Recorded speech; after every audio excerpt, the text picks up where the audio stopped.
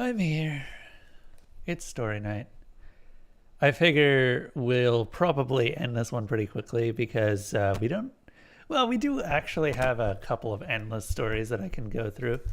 Um, Obviously, there's always the Great Erectus and Fawn stuff, and I do have more chapters of Blackjack's book of Men and Dragons, but we will see. Currently, though, we only have 3 separate stories that are still approved, so that's good. We're just gonna need more stories at this point.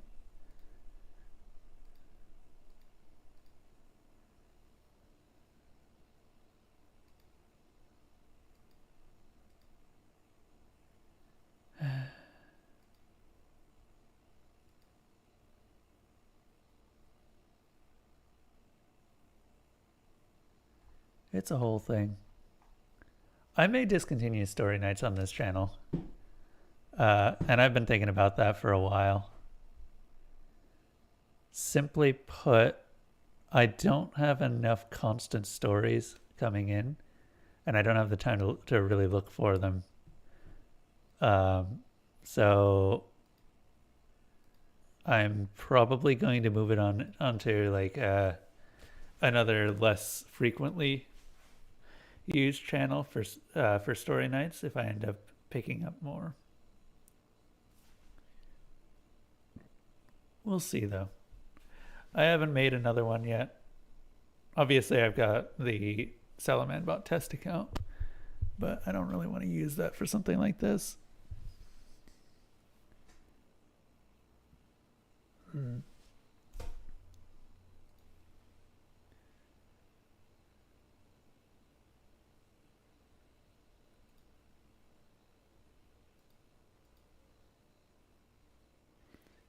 Anywho,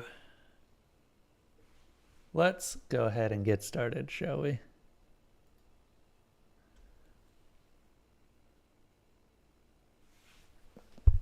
Doot, doot, doot.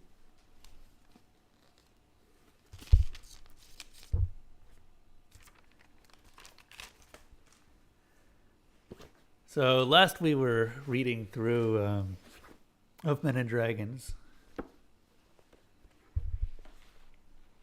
We got to chapter 33.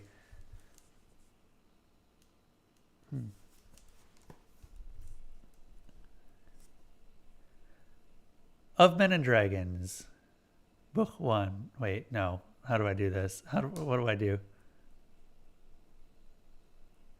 Of Men and Dragons by Dr. Blackjack 21, chapter 33. Shahar looked to Angela, her eyes wide with fear. How long do we have before the cold hits? Angela was still looking off into empty space. It was as though she was listening to a distant conversation. Well, it looks like it's going to hit in 2 waves. This evening the temperature will drop about 10 degrees further than we've seen recently, and then plateau and stay steady through the night. Then a second cold front will hit roughly around noon. The temperature will continue falling the rest of the day and well into the night. What's worse is the fact that I'm not sure how long this is going to last. I'd need some sort of weather satellite to give a reasonable estimate, and that's simply beyond our grasp at the moment. Shahar's ears pulled back slightly as she bared her teeth at the prospect.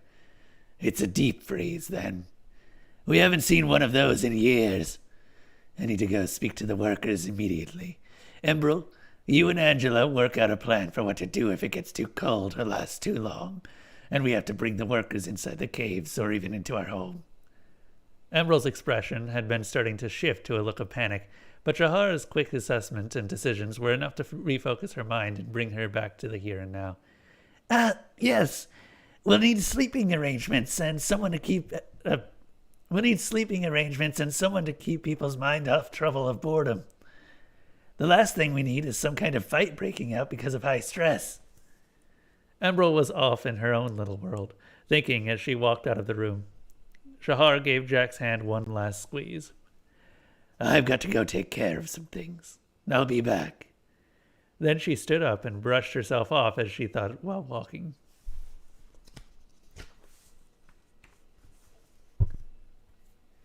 Angela looked uncharacteristically stoic as she floated beside Shahar. So, you've encountered events like this before? How long do they usually last? If we're lucky, days. Shahar's expression made it clear she wasn't feeling particularly lucky. The AI seemed almost too afraid to probe further, but persisted regardless. And if we're not lucky? Shahar stopped and thought back to the last deep freeze she'd encountered while in the guard. They'd lost more than 1 in 10 villagers to the cold that year. She still remembered the pile of bodies they had to burn after the freeze passed. The smell was one she hoped never to experience again. Weeks. Shahar closed her eyes and visibly calmed herself a moment before turning and speaking to Angela. Do we have a fresh supply of beating packs? Yes. Do we have a fresh supply of heating packs ready? If what you say is accurate, we're going to need to do some preparation work before the real cold hits tomorrow. And it's already going to be dangerously cold tonight while we work. Angela nodded. I've always got a backup batch primed in case of an emergency. Now seems like just the occasion I've been preparing for. After loading up a sled with a fresh batch of packs, Shahar was on her way back to the workers' billet. As she approached the mouth of the cave, the wind cut at her face like knives. The heating packs in her coat kept her temperature high enough that she wasn't in any immediate danger of shutting down due to cold, but she knew that long enough exposure would result in frost damage to her extremities. As she barged into the billet, Shahar saw most of the workers had already headed off to their rooms to get some rest for the next day. The only two left sitting by the campfire were Lonthal and Telron. They seemed to be playing a popular tavern game involving bone dice, but it was now forgotten as they looked up in surprise at the intrusion. Lonthal was just opening his mouth to say something when Shahar cut him off. We've got a deep freeze coming. It's going to get cold tonight and colder tomorrow. Get everyone up. We need to get some preparations completed before it gets too cold to work. Lonthal froze in shock for just a moment, but Telron started moving as soon as the words deep freeze had left Shahar's mouth. Lonthal's surprise didn't last long, and he was on his feet right behind the other Argun. The two of them were pounding on the other workers' doors while Shahar unloaded the fresh heating packs into the common area. At first, everyone had been in various stages of wakefulness, muttering a variety of uncomplimentary phrases directed at those responsible for waking them. However, the sleepiness was rapidly replaced by alertness as Shahar explained the situation. Fayed was quick to begin issuing orders to the other workers. All right. We've got a stockpile of wood out there. We need to get it cut up into firewood immediately. We have to gather any supplies we'll need and store them in the billet with us. That includes food, water, extra hides, and tools to clear snow. As she listed each of them, she pointed to a different worker. When they were picked out, they each got their coats on and ran around in the kind of chaotic order that can only exist when each person knows their task and is highly motivated to get it done as quickly as possible. As the sun crested the horizon, everyone was struggling to stay on their feet. They'd already done a full day's labor before they'd gotten news of the deep freeze, and things were further complicated by the icy winds preceding the cold front. Still, this kind of heads up was more than they'd usually get, so they were all determined to make every moment typo there. So they were all determined to make every moment count. Even with their heated coats, the workers had to periodically gather around the fire to warm their extremities. As Shahar predicted, the coats prevented their metabolic systems from shutting down due to cold, but no one wanted to lose a limb to frostbite if it could be avoided. At some point in the night, Embrel showed up to cook a large batch of a hearty stew, and the warming breaks quickly turned into late-night meal breaks as well. Eventually, they adopted a rotation where the pair finishing their food would wake and replace the two who'd come in before them to briefly fall asleep sitting by the fire. The two now refreshed workers would find the next pair who'd been out the longest and send them in to get food. It was also It was always easy to spot the pair who'd been out the longest. Here we are. Between warming breaks, because they were often nearly frozen in place, lethargically staring off into the distance. The workers had elected to temporarily surrender their rooms for storage, filling them with food, wood, and any other supplies they needed. The area around the cooking fire had been turned into general living space, filled with furs and blankets so everyone could stay close. Filled with furs and blankets so everyone could stay as close to the fire as possible. It wasn't the most comfortable or enjoyable of living conditions, but the increased safety of all concerned was It wasn't the most comfortable or enjoyable of living conditions, but the increased safety of all concerned was more than enough to put an end to any complaints before they began. Soon enough, everything that could be done had been done, and they'd finished before the second drop in temperature. Shahar gathered all the workers into the common area to speak to them one last time before they all collapsed into slumber for the next Shahar gathered all the workers into the common area to speak to them one last time before they all collapsed into slumber for the next day or two. Looking around at everyone present, Shahar could tell they were all at their limit, so she decided to keep everything brief. Okay, you all know how bad this can get, but thanks to the early warning the dragon was able to give us, the heated coats that let us work through the night, and the hard work you all put in, we're better prepared for this than we've ever been. We've done all we can. Now we just have to ride it out. If, for some reason, this lasts too long or gets too cold, we can always have everyone fall back into the caves. For now, Emerald and I will return to rest and speak with the dragon, and see what else we can do to ensure everyone's safety. But for once, I think we'll get through this without any loss of life or limb. The workers' cheer was surprisingly hearty, given that most of them looked ready to collapse where they stood. Unsurprisingly, Lonthal cheered the loudest, and everyone took a little encouragement at the exuberance of his youth. When Shahar left them, she noticed how this was the first time she could recall that a deep freeze was met with hope rather than despair. As Shahar and Emerald walked through the cold to the cave, she realized the wind had changed from painful to nearly unbearable. The air felt as if it could cut at her lungs, and she resolved to ask Angela what else they could do to make the journey from the cave to the billet less dangerous, if it should come to that. Once Angela had detected her two Argoon returning to the ship, she'd bumped up the temperature to the ship. Once Angela had detected the two Argoon returning to the ship, she'd bumped up the temperature in the ship. The looks on their faces and the sluggish, halting nature of their movement made it apparent just how exhausted they were, and she kept her questions mercifully brief. Is everyone safe? Were you able to finish your preparations? Is there anything else I can do to help right now? The answers came in the form of the two assenting grunts and a vague nodding of the head in response to the first two questions. The third question was met with a slightly different grunt that Angela could only interpret as, Not at the moment, thank you. We need some rest first. We'll talk later. Although she might have read a little more into the grunt than Shahar had actually intended to express.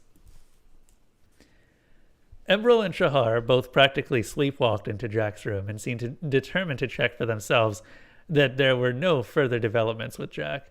Content that Jack still seemed to be as safe as ever, Emerald collapsed into Shahar's sleeping pad beside the bed. Shahar looked at the girl briefly before shrugging and crawling into bed beside Jack. She didn't have the energy to worry about potential awkwardness, impropriety, or anyone else's opinions. In the blink of an eye, both women were dead to the world. Their dreams became a confusing mess involving Jack, the deep freeze, and an odd combination of regrets of the past and concerns about the future. Jack's arms felt as though they were on fire, and the ledge above him that he was hoping to use as a resting point seemed impossibly far away. As he pulled himself up with his left hand, his grip slipped. There was a heart-wrenching moment where the world seemed to drop out from under him as his stomach jumped up into his throat. Time seemed to slow to a crawl as Jack analyzed every surface in front of him. Not seeing anything he could to save himself with,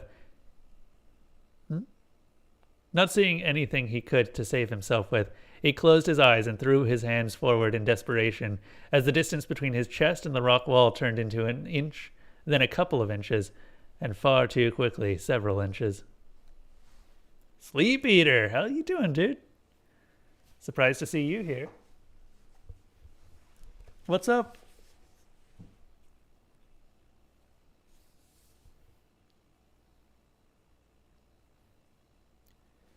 Just been lurking after work? Nice.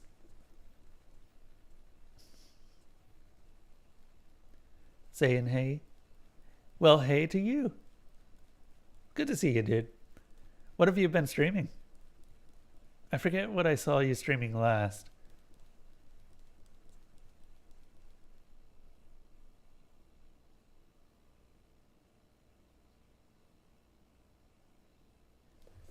Let's see.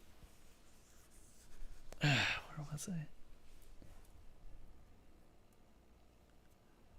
You haven't been really? Tried Kingdom Come very briefly, but that had some PC issues.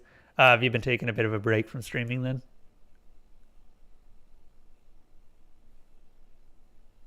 Well, either way, welcome to the fire. By the way, if there are any stories that you would like read, feel free to recommend them. You can find out how with the commands. We're a little bit low on stories in general right now, though I could start reading some of my own writing. It's bad though, so don't let that happen. Find something for me to read. It's great. There's so much stuff out there. Although, in many cases, I have to get the permission of the author. Sometimes it's open, public domain, so I can do it without worries, but yeah.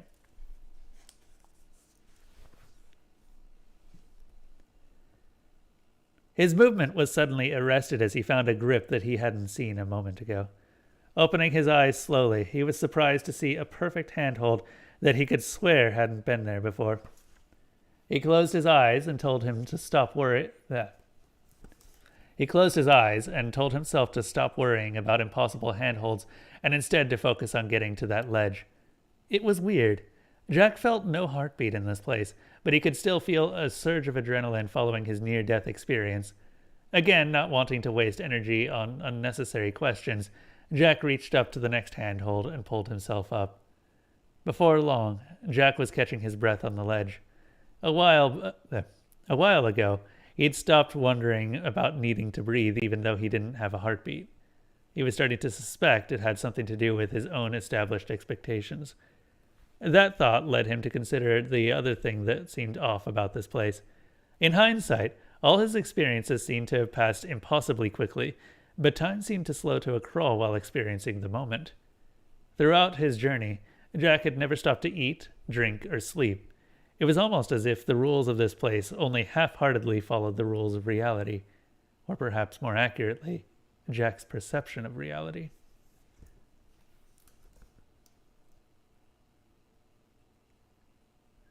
I could always read First Contact. That's one that I definitely have to get permission from the author for. And I'm kind of trying to find shorter stuff. Because we've been reading too much long stuff, and it generally results in people not wanting to stick around because they don't want to...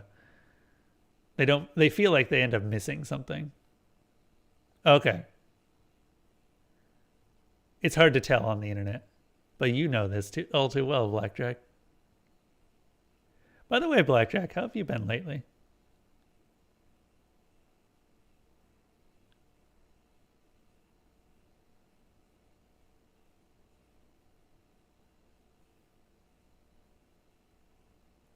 Feel like I haven't seen you around much.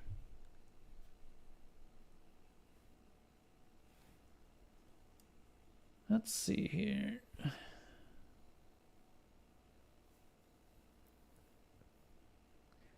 Jack shrugged and put the concerns out of his mind. Whether this was a dream or a delusion, trying to understand this place would only be an effort in futility, needlessly slowing him down. Jack looked up and noticed the top of the mountain seemed just as far as it had appeared at the start of his climb hours ago. Or had it been days now? Shaking his head to keep himself from getting lost,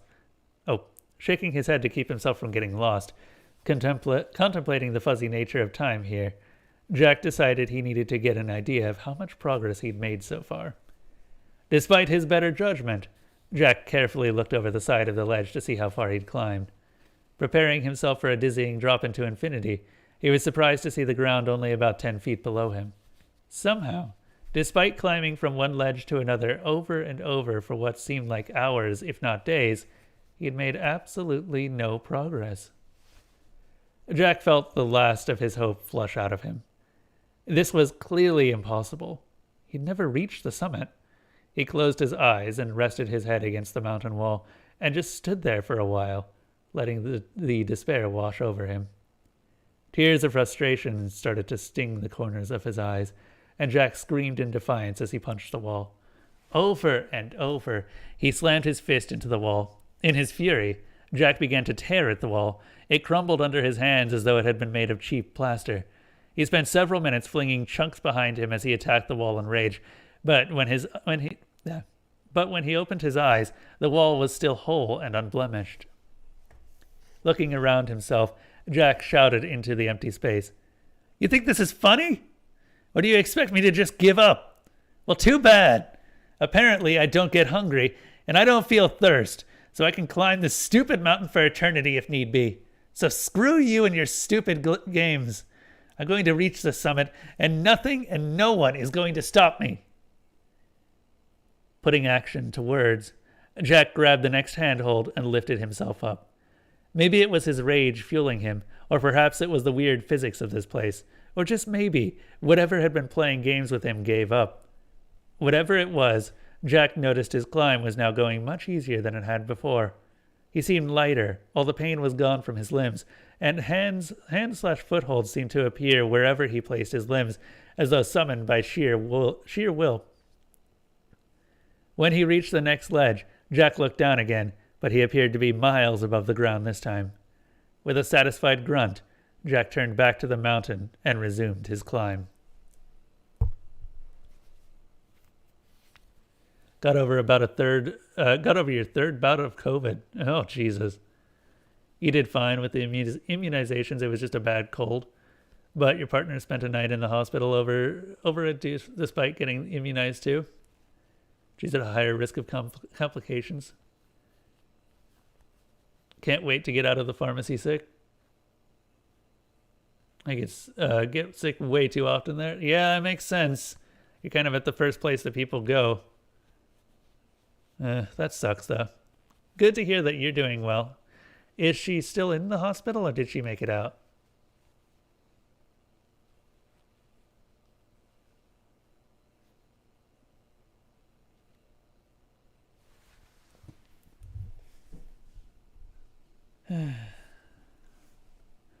Shahar woke in the middle of the night to hear Jack muttering to herself. No, Shahar woke in the middle of the night to hear Jack muttering to himself. Hold on. I'm coming. She reached out and grabbed hold of Jack, drawing him into an embrace. She sleepily muttered in reply, "Well, hurry up. We're waiting for you. I'm waiting for you." As Shahar fell back to sleep, she could have sworn to herself she saw Jack's mouth almost imperceptibly twitch into the slightest of smiles. Okay, that was chapter 33. All right. You know what? I want to do something different. I want to do something me.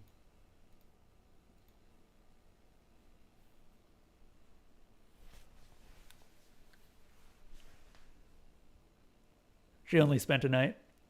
They had to give her IV fluids and meds because she's lost. They had to give her IV fluids and meds because she'd lost 10 pounds in 2 days due to the complications. Ooh, that's not great. Hopefully she has no really big lasting effects.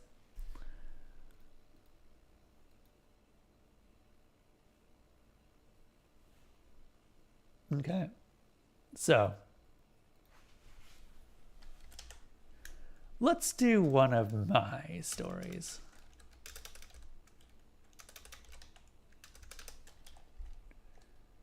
Oh, God. I need to find it first, though.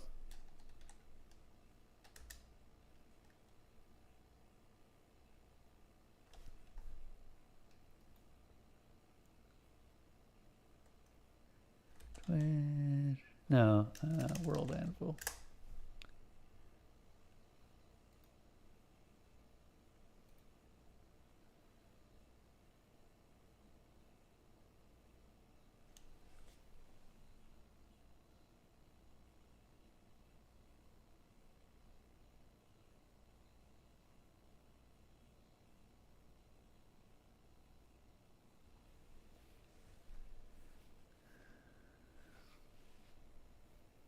Let's switch to Moon's Reach for this one.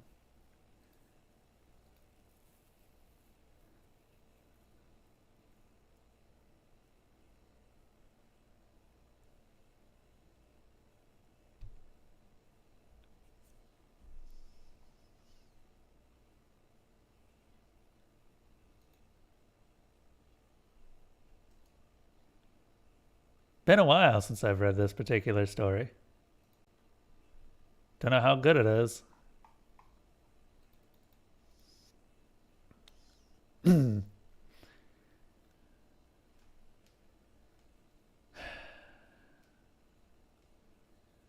Moonfall Chronicle.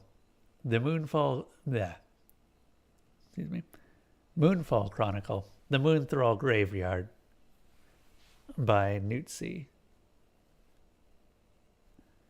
Darkness ruled the open oceans of Moon's Reach. In the distance, faint flashes stretched out to the small congregation of gelatinous beings as they made their way over the plains. Their mindkeeper weakly pulsed back a reply, its inner light flickering like a candle. Seconds passed before it resumed its chant. In the beginning, there were 6 clans. The Deep Watchers, the Light Finders, the Moon-Driven, the Storyborn, the First Keepers, and the Life Riders. Every siphon in the Storyborn clan had heard this chant from their first moment. They knew it by heart, and every regeneration reinforced it within the Mindkeeper. But now, their stories were dying. Their history was sick and needed to be healed. They traveled to Sister's Cradle, to the home of the First Keepers, to regeneration. One of the siphons, a long-tentacled hunter, began to lag behind the caravan. They had noticed something. They drifted closer and closer to the plains before coming to hover above a small chasm between 2 ridges. They flashed a question to the caravan. What is this? Several of the other siphons flashed back, each with their own words. Moonthralls, decaying, inactive, sick, graveyard, dead. Dead? A pause. The Mindkeeper flashed again, this time sending out images. Images of these things in motion, gathering the divine food and moving them, grouping in clusters, then lying down and staying still. But they move again. It was not a question, but a stated fact. Another pause. No, they are not like us. A tentacle reached out from the curious colony and alighted on the husk of one of the dead things. No movement, no danger, just stillness. It flashed the new word. Dead. The caravan began to move on, but the siphon stayed for a bit. They marveled at the shapes of the carapaces, allowing their tentacles to slide over them. They had never seen rocks shaped like this. They never knew that rocks could live and move. Surely they must be like the divine rocks the Mindkeepers ate. What else could possibly move like them? The creatures were spherical. They had several tentacles like the siphon, but these tentacles were clad in rocky armor. In between where each tentacle joined, a plate protected the main body and a small eye. But how did they swim? Where were their mind selves? How could they escape if they were trapped? All these rocks would stop them. The colony's tentacles finally withdrew from the pile of discarded husks. Curiosity sated. They decided to take one small part of the graveyard. The rock was a curved plane, small enough to put into its pouch, perfect in shape aside from a hole that had formed in the center, and several sharpened spikes around the edges. They had a hard time deciding what piece to take, But eventually, they found one that most of the colony liked. As one, the young Siphon turned away from the dead creatures and began to return to the caravan. Behind them, a blue light flashed. A moonfall smashed through the ice high above and began to sink to the plains. Without turning around, the Siphon's many organisms watched the falling star. Moonfall, divine rock. Find it and feed it to the Mindkeeper. Maybe heal her? Off in the distance, several other Siphons broke from the caravan and joined them. Moonfall, heal the Mindkeeper. Come, let us find it. The Siphon joined the group and jetted off with them. Beneath them, the mound of dead moon thralls shifts. Aching tentacles reach weakly towards the drowned star. One of the husks reaches for something else. The dead moon thrall gazes with an eye ringed by exposed flesh. Even death cannot silence a moon thrall's devotion.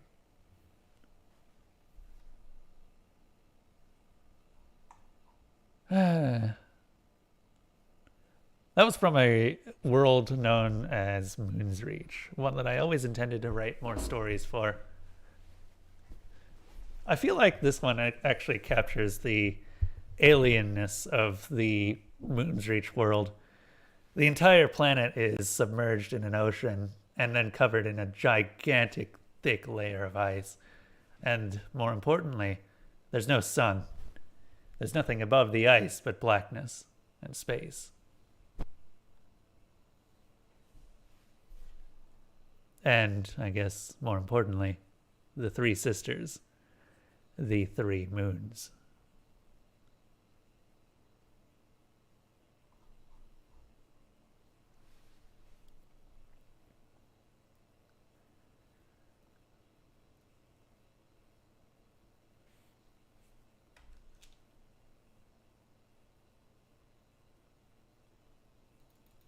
Okay.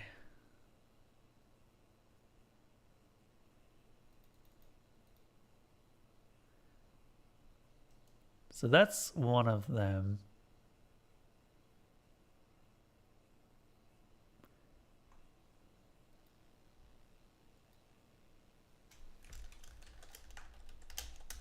Maybe I should actually start writing some more of this stuff.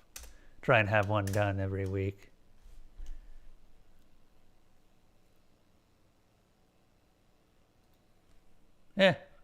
We can do this.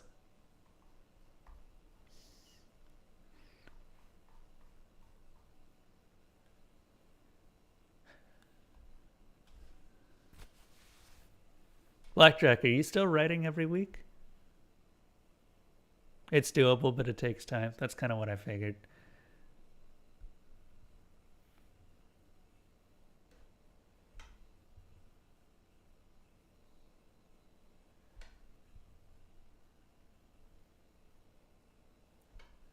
I don't know. I've had more time lately.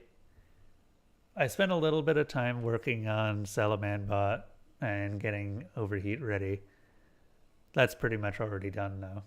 All of the important parts are completed, and I just have the option of adding more stuff before it goes live.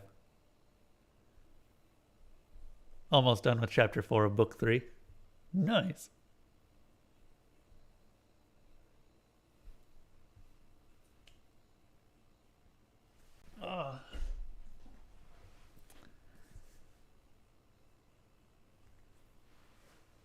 Looking forward to that. At this rate, though, I'm never going to catch up to you. Unless I go back to reading 2 chapters per week. A chapter 0 this time, so chapter 4 is the 5th chapter for reasons. That makes sense. Prologues are useful. You know what? I think today we'll go ahead and get through this gas station story, and then maybe I take a first look at the new iteration of the Dark Forest Chronicles. Well, whatever you want to call it.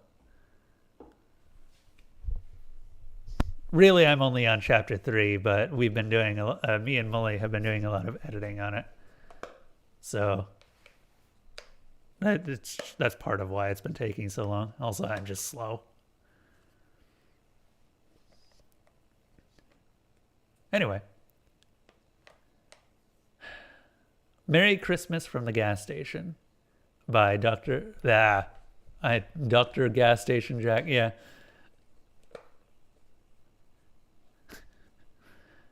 Merry Christmas from the Gas Station by Gas Station Jack. In case you've been following along with the events at the gas station on my blog, I apologize that my website was taken down so abruptly. For some reason, the City Council found my public record of local events to be troubling, to the point where they hired a fancy Orwellian legal team to bury me in cease and desists.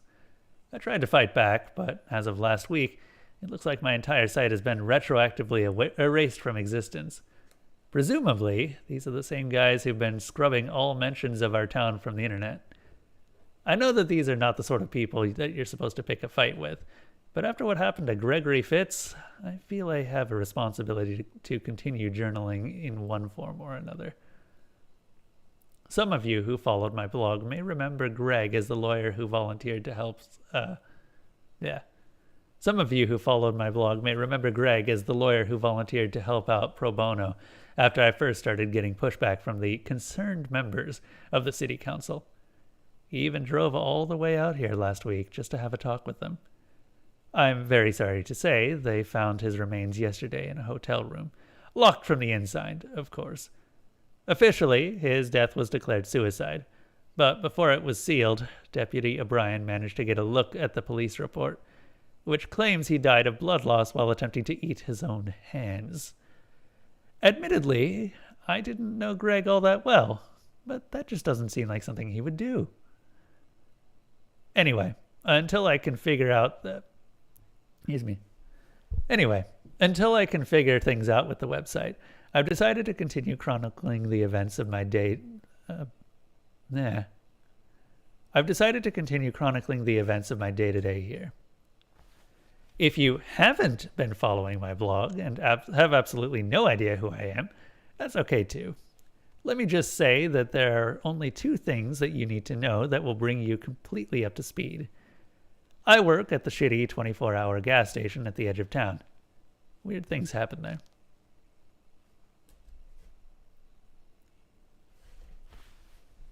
The owners decided to hire a 3rd full-time clerk, and I don't know if it's because they're getting tired of all the part-timers mysteriously disappearing, or if it's because they finally decided to fire Jerry, or maybe they just know that my time here is running out, and they're hoping I can train my own replacement before it's too late.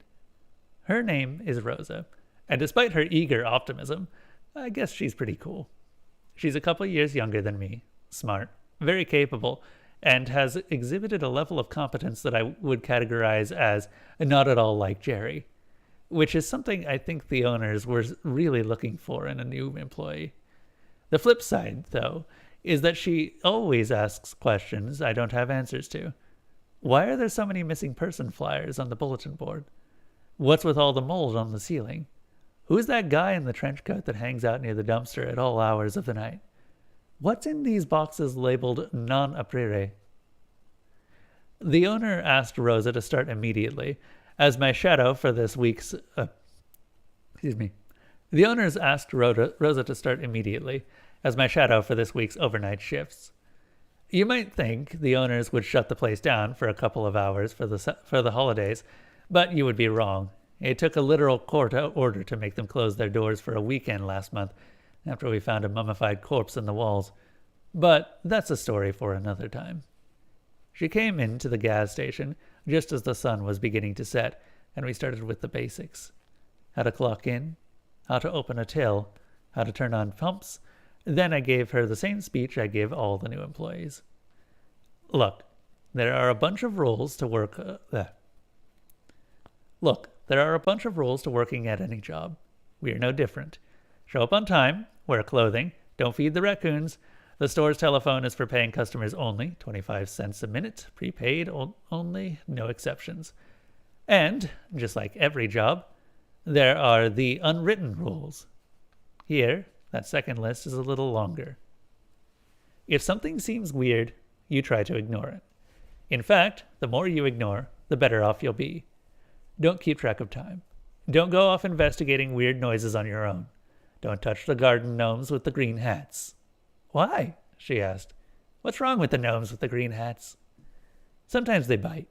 They've sent a few employees to urgent care for stitches. Wow. What about the customers? Most of them bite too. Okay. What can you tell me about the, She whispered the next part with a sly grin. The animals. This was the moment I first realized that Rosa's steadfast and defiant curiosity might become a problem. What about the animals? I asked.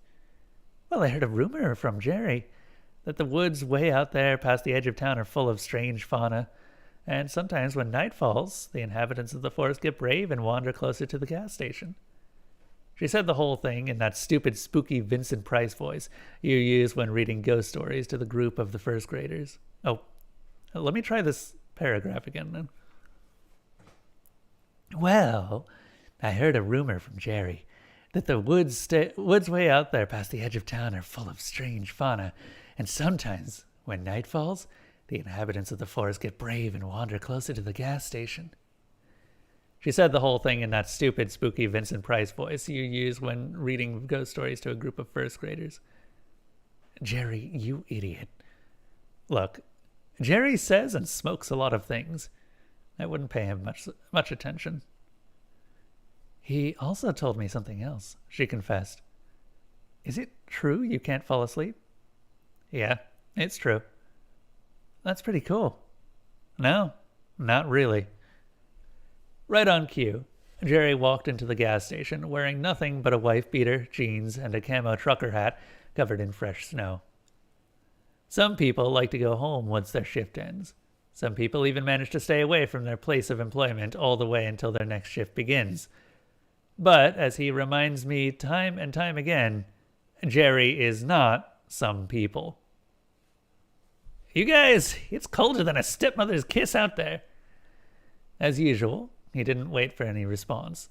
He just grabbed a bottle of whiskey off the shelf, and then walked up to Rosa and pointed at a pack of Marlboros. What are you doing? She asked. Aren't you freezing? Well, yeah. Didn't you hear what I just said? I'm cold as a witch's dick.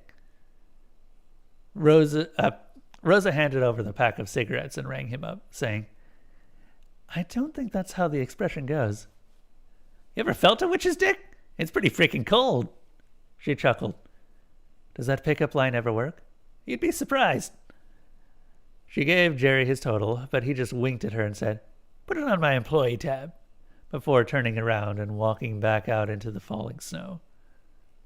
Rosa looked at me with a confused expression. How do I ring someone up under an employee tab? We don't have an employee tab. So, yeah, Jerry just robbed us.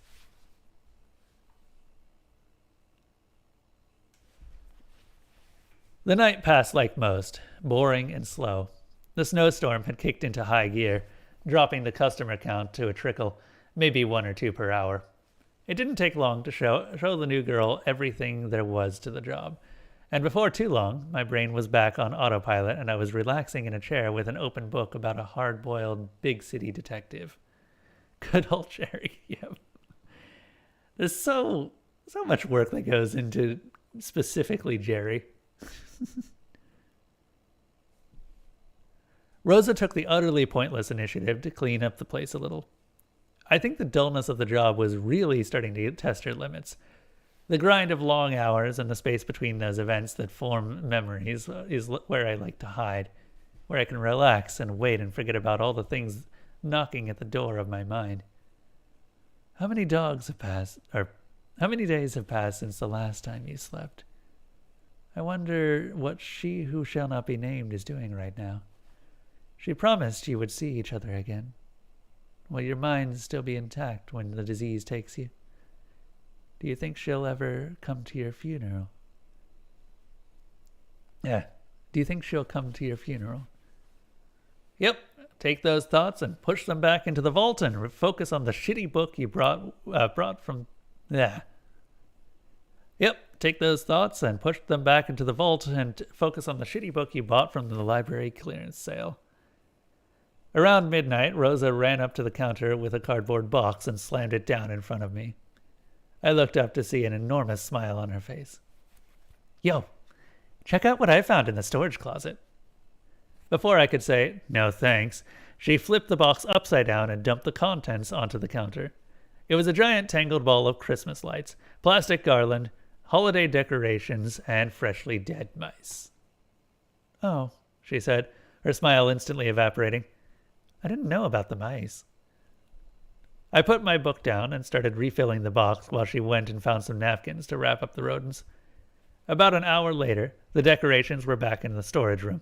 The mice were all stuffed together in an old shoebox, and I was leaning against my crutches in the pouring snow while Rosa dug a tiny grave. There was something particularly cathartic about watching somebody else dig a hole next to the gas station, thinking to myself if she only knew all the things that had happened with that shovel. I highly doubt she would be so gung-ho about putting her fingerprints all over it. I selected one of the few spots where they hadn't I selected one of the few spots where we hadn't already buried something horrific, and once the mice were in the ground, Rosa gave a short eulogy.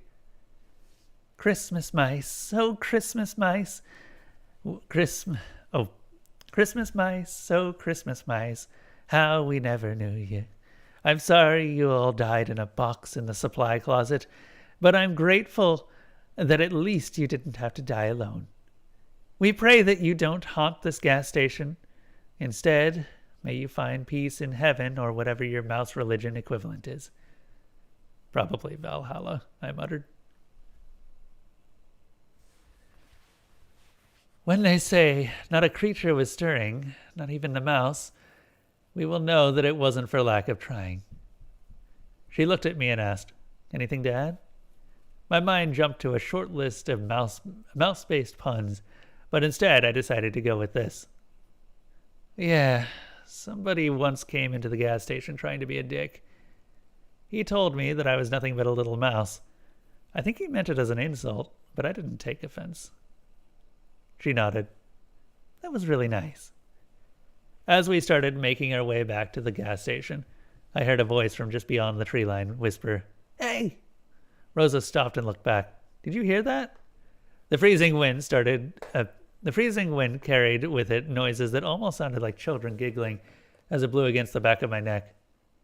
Nope, I said. Let's go back inside.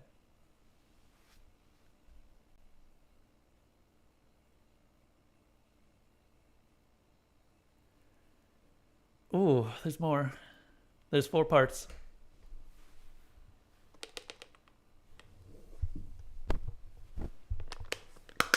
You know what? Why not? Let's just go through them all. We've got time.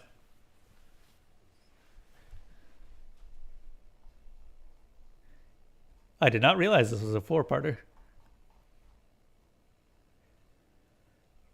It was some time later when the store phone rang. It had gone to the supply closet, It was some time later when the store phone rang. I had gone to the supply closet to grab a bucket of salt for the front steps, so Rosa was the one to pick it up. I could hear her side of the conversation. I didn't think too much about it until I heard the very last word. It's not bad, I think. This is my first day here.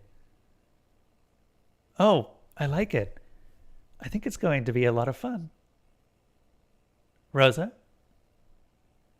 Yeah, actually, he's right here. Did you want to talk to him? Sure thing. I'll let him know. You too, Spencer. Then she hung up the phone. Oh, shit. She smiled at me and said, That was a friend of yours. Spencer Middleton, I said with a sigh. Yeah. Once again, I watched her happy smile disappear. I guess she could tell from the look on my face that this was not good news. I need to make a phone call. Then I think it's probably about time I told you something. Wait, wasn't Spencer the one that kept dying? Or was Spencer the one that kept picking up the one that kept dying?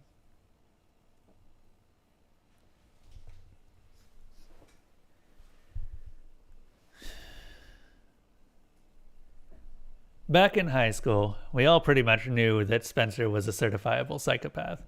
But growing up in a small, boring, podunk town, we didn't have the societal framework to process this sort of thing. Finding him the Finding him the help he needed was simply not a feasible option, and most people just said a prayer to him and called it done. Most people just said a prayer for him and called it done. At one point, the principal delegated the responsibility to the school counselor/gym coach, who tried talking to Spencer about his feelings. But all of that was just the equivalent of putting a Band-Aid on a grease fire.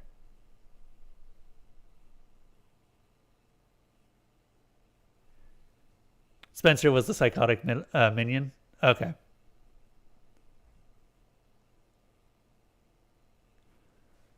There was a rumor around that time that Spencer was the one who had killed all those dogs.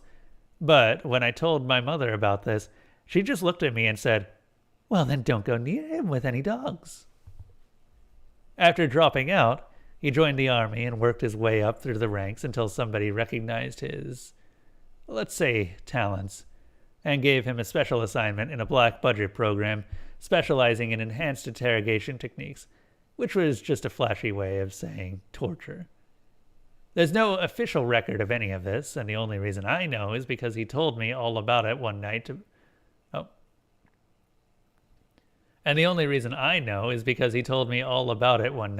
to pass the time while I dug my own grave at gunpoint. I managed to pick his pocket while he was distracted with the bloodlust blinders and sent an SOS text from his phone to Deputy O'Brien, who showed up just in time to arrest him before he could follow through. But Spencer escaped captivity after only a few days, and for the last couple of months has been a wanted but elusive fugitive. Sometimes he called me at work to remind me of the good times we had together, and to assure me that he'd be seeing me again soon. I don't know if it's luck that has kept him from killing me, or if the sadist in him is prolonging this intentionally. Tonight, he told Rosa to let me know that he was in the area. As for why Spencer wants to kill me, let me simply say that maybe I deserve it, and maybe I don't, and we should leave it at that. The first thing I did was call O'Brien, but it went straight to voicemail. The second thing I did was tell all of this to Rosa, who listened patiently until I finished to ask the obvious question. "So, do you have a gun or anything? In case he comes back?" "No, I'm not really a gun guy." "Ninja stars? Bazooka? Flamethrower? Chainsaw? Any sort of weapon at all?" "No." "Well, shit. Maybe you deserve to be killed. Should we lock the doors or something?" "Yeah, that's another thing. Spencer knows how to get inside the gas station even when the doors are locked. He's done it a couple times before, and we haven't been able to figure out how." "Crap, man. Is there anything else terrifying about him that you want to tell me?" "I once saw Spencer get his head cut halfway off and bleed out on the gas station floor, and he still somehow came back without any lasting damage." "No, not really."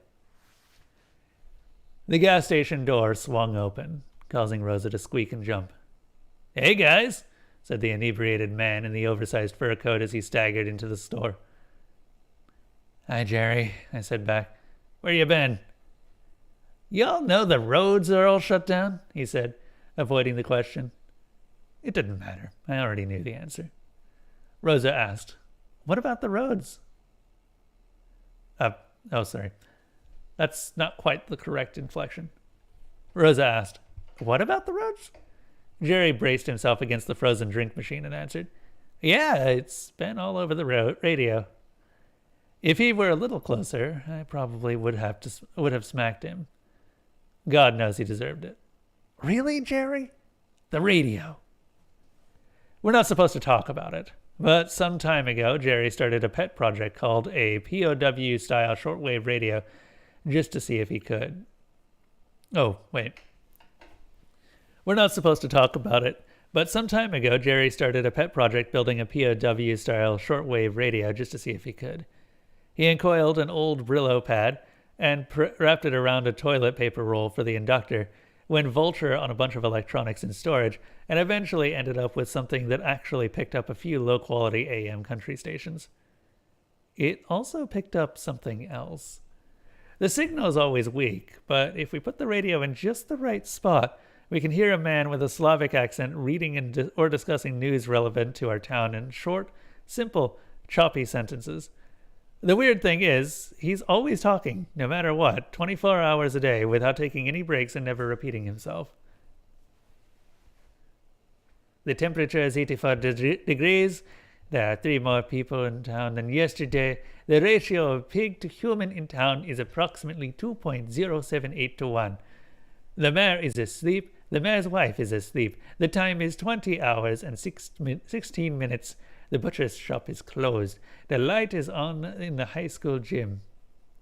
He talks about the people in town, what they're eating for dinner, how many pairs of shoes they own, their favorite colors and numbers. Random facts, sometimes connected, sometimes not. We did a couple of experiments and learned that the radio signal gets a little stronger the further we go into the woods, and once we get past the gas station heading into town, the signal drops to nothing. We listened to him off and on for a few days as if to stave off. We listened to him off and on for a few days as a way to stave off boredom during slow shifts. But eventually, we started to get a little concerned. The things he reported on were always so specific and bizarre. Bizarre. The things he reported on were always so specific and bizarre, and some of what the voice reported, nobody should have been able to know. Who didn't love who anymore? What high school student was about to find out she was pregnant? Which local business was about to receive a random health inspector visit? How many days the milk at the grocery store had been left before it turned bad? And who was going to buy it and when? We had theorized it was just an elaborate work of fiction until one day the voice announced John Buckley's death in a car accident 8 hours before it happened. Then the voice started talking about us. Talking to us, even. There's a man at the gas station. He uses the name Jack. That's also definitely not Slavic.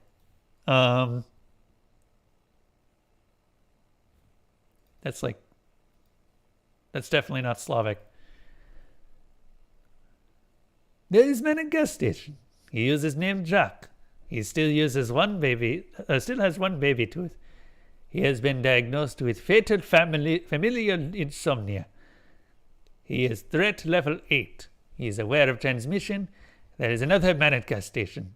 His name is Jeremy. He is threat level Echo. He is aware of transmission. He is 30 years old. He is looking at Jack. The men at gas station have built transmission receiver.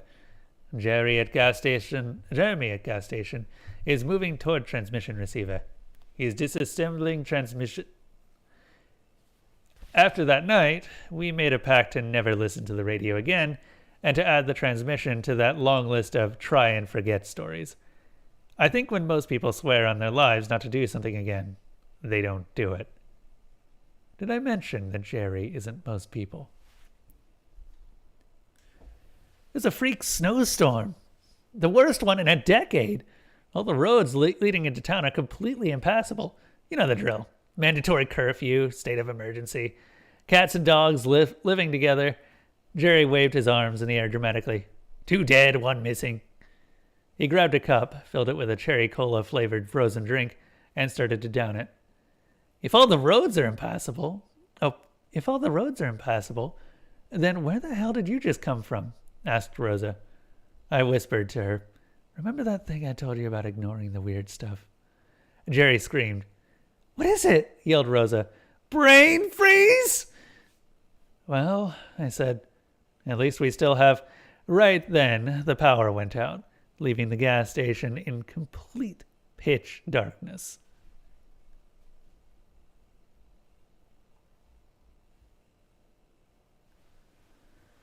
I used the phone's flashlight until I could find our box of emergency supplies. then somehow managed to drag it from the storage room with one hand while holding the box up.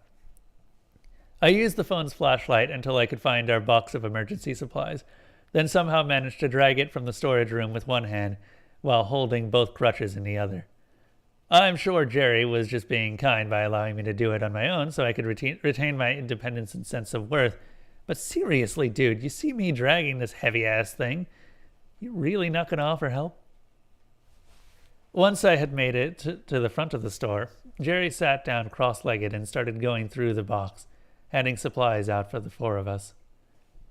I had packed plenty of extra batteries, half a dozen flashlights, some bottled waters and emergency rations, matches, flares, and more than enough. Wait a second, 4 of us? Holy shit, I yelled, fumbling with the flashlight Jerry had just handed to me.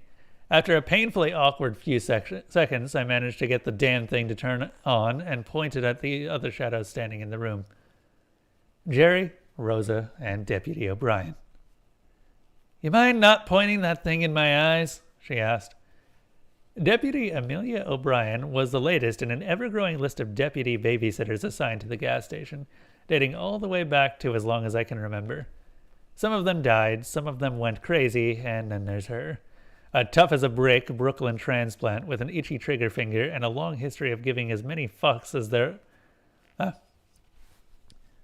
and a long history of giving as many fucks as there are planets named Pluto. She was a very welcome sight. Sorry, I said, pointing it back down. When did you get here? Just now, while you were all bumblefucking around in the closet. I called to check on you 30 minutes ago, but nobody answered. I nearly get myself killed 10 times driving through this blizzard to get here. What the hell happened? Rosa perked up. Oh, we were probably outside doing the funeral when you called.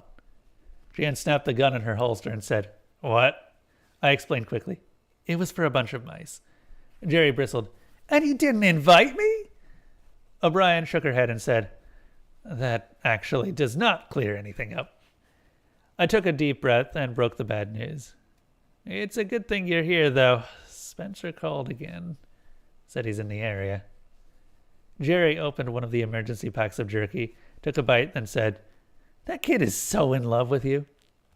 The deputy raised an eyebrow at the new girl and asked, How are you? Hi, I'm Rosa. It's my first day. Amelia O'Brien. Really? You don't look like an O'Brien. What does an O'Brien look like? An awkward silence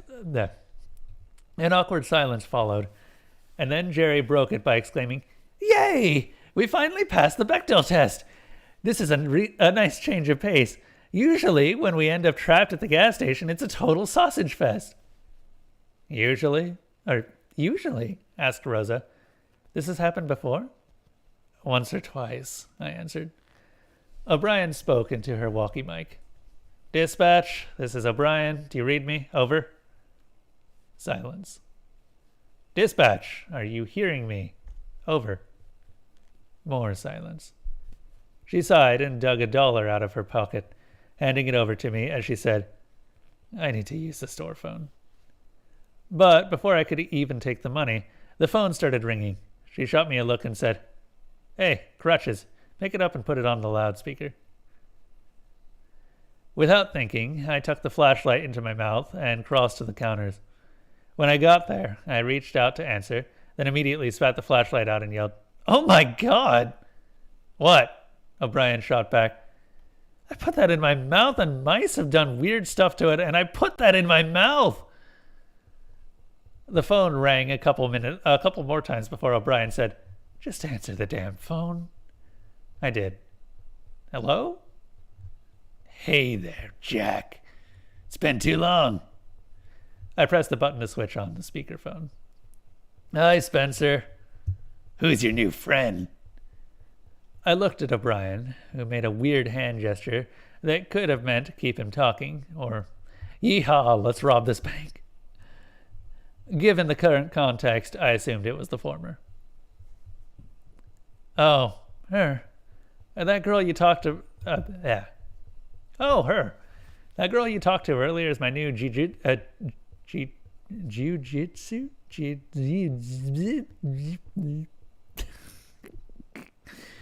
Okay.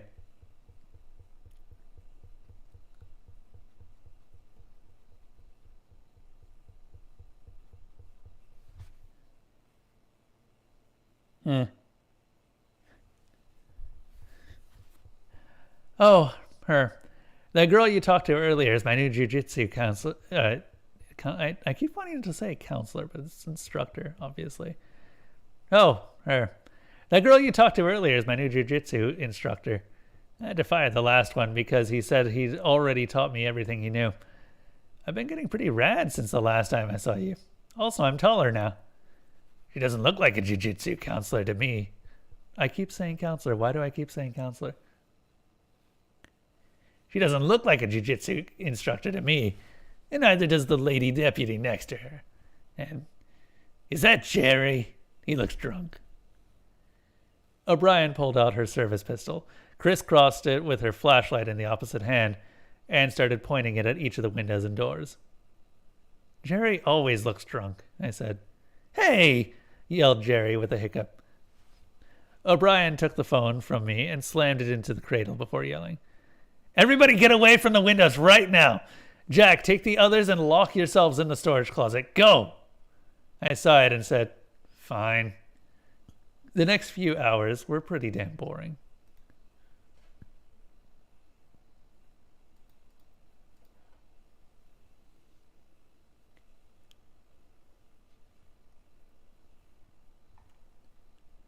Part 3. O'Brien had checked our perimeter, called for backup, and declared the situation tentatively safe in the time it took Jerry and Rosa to fall asleep in the closet. I covered them in packing blankets, then put one around my shoulders and tried to read my book by candlelight. But the situation was just too distracting to let myself get into it. O'Brien eventually joined us in the small room, reporting that there were no signs of Spencer anywhere. And if it weren't for the fact that somebody had slashed all the tires on her cruiser and Rosa's Volkswagen Beetle, she might have been tempted to leave before... She might have been tempted to believe he was just yanking her cranks. So, what's the deal with the backup? I asked. I whispered to her as she came down and sat down on a milk crate next to me. The others were knocked out, and I was just fine letting them sleep off as much of this as they could. O'Brien looked at them while she searched for the words. I don't know what's going on with you, Crutches, but ever since I was assigned to this job, my life has gotten exponentially weirder with every passing day. Yeah, I said, picking up the edge of the blanket and putting it over her shoulders. She moved in a little closer and whispered, I talked to the sheriff. He's sending a snow truck out here first thing in the morning. I tried to tell him that this needs to be a priority, but evidently this is Snowmageddon and he can't afford to stretch his precarious resources any further tonight. That sounds about right. What about her? I thought you and Jerry pretty much ran this place. I laughed. We don't run anything. We don't run anything. She put a warm arm around my shoulder and said, I'm really going to miss you when you die. Thanks. But that's pretty presumptuous of you. So far, I outlived almost every other deputy they sent. Rosa shot up, eyes wide open, with a look of sheer terror. Hey, I said. Did we wake you up? Did you hear that? She said in a voice that did not sound anything like Rosa's voice. Oh, okay. Did you hear that? She said in a voice that did not sound anything like Rosa's voice. A cold shiver ran down my spine. Hear what? He's coming. Almost here. When he gets in, we're there. He's coming. Almost here. When he gets in, we're all over. We can't let him have it. Girl, said O'Brien, you are freaking out. Who's coming? Spencer?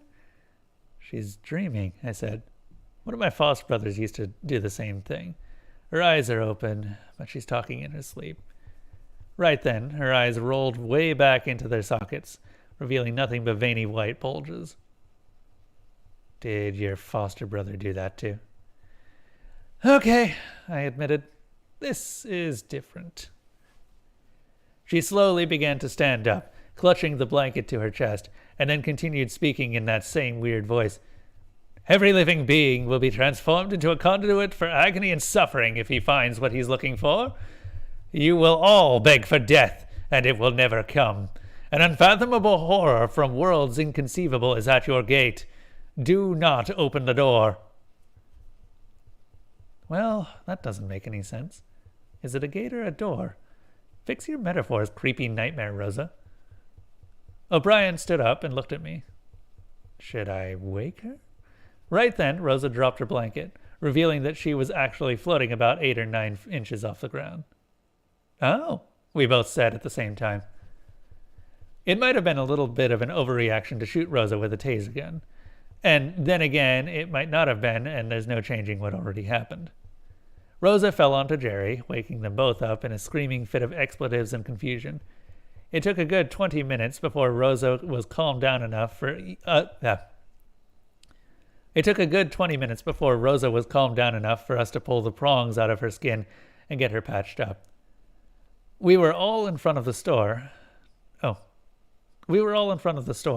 Rosa sitting on the counter while O'Brien put the finishing touches on her bandages.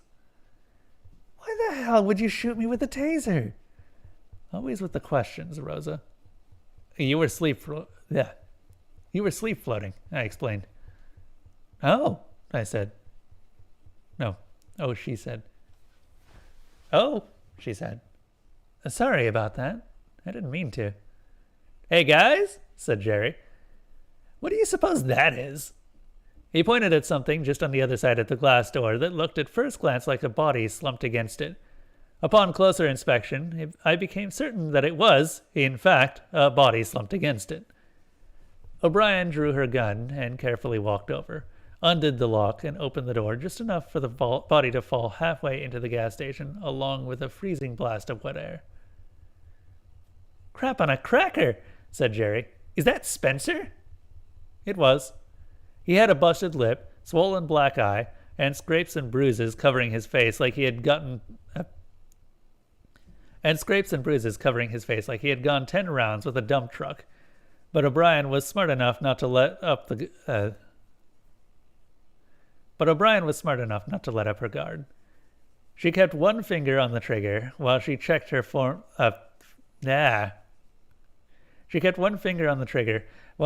signs of breathing, which, sadly, she found. She put the unconscious Spencer in handcuffs, dragged him into the store, then handed me another $1 before calling it into the sheriff's office. Do you think that's going to be enough? I asked. 1 pair of handcuffs? He's unconscious and unarmed. What exactly do you have in mind? I said, maybe you can tie him up? At the same time, Jerry blurted out, wooden stake through the heart. We compromised and found a roll of duct tape to secure him to a rolling chair, then pushed the chair into the supply closet, then nailed the closet door shut. 30 minutes later, we heard the pounding on the roof. Slam! The first one jolted us all into high attention. We didn't have but maybe 2 seconds before the next slam. Maybe a tree branch had fallen over in the storm. Slam! Slam! Slam! They started coming more frequently, like muffled machine guns. Slam, slam, slam, slam, slam. What the hell is that? O'Brien bellowed. Slam, slam, slam, slam. They came together, 5 to 10 each second. And then, just as suddenly as it started, the pounding on the roof came to an end. Maybe it was hail, I suggested. Or maybe, offered Jerry, it was him escaping. He pointed to the room Spencer was in. How does that make any sense? Asked O'Brien. Lady, we are way past the point of making any sense, he answered, then added, I think you know that. That was all it took to convince O'Brien to pry the nails back off the door to Spencer's makeshift prison. But once we got it open, we saw that he was still there, duct taped to the chair. We breathed a collective sigh of relief before... Well, hey there, everybody, Spencer said with a sly smile. Merry Christmas. Now, which one of you wants to let me out of this chair? Spencer Middleton, said O'Brien. You are under arrest. You have the right to remain silent. Anything you say... Christ, O'Brien, are we really going to do this again? Just let me free and give me a weapon. You clearly have no idea what's out there right now. You think I did this to myself? Trust me, you're going to need my help. We probably should have gone with the steak. Spencer was still yelling at us as O'Brien closed the closet door again. Okay, she said. We need to check out what that noise was. No, we really don't, I responded. Rosa grabbed me by the arm for some reason, then said to the deputy, You can't leave us alone with that guy. Jerry announced, I'll go check out the noise. If I'm not back in 5 minutes, assume the worst. You're not going by yourself, snapped O'Brien. Fine, he said. Then let's all go together. Rosa squeezed my arms tighter. I'd rather take my chances in here. Okay, said O'Brien, near her wit's end. Then we split up. Are you freaking kidding me? I said. Are we really going to Scooby-Doo this? Apparently, we Scooby were, and after a few more rounds of discussion, we Scooby did. It was decided that Jerry and I would go check out the noise while O'Brien and Rosa stayed and watched the prisoner. That makes sense, sure.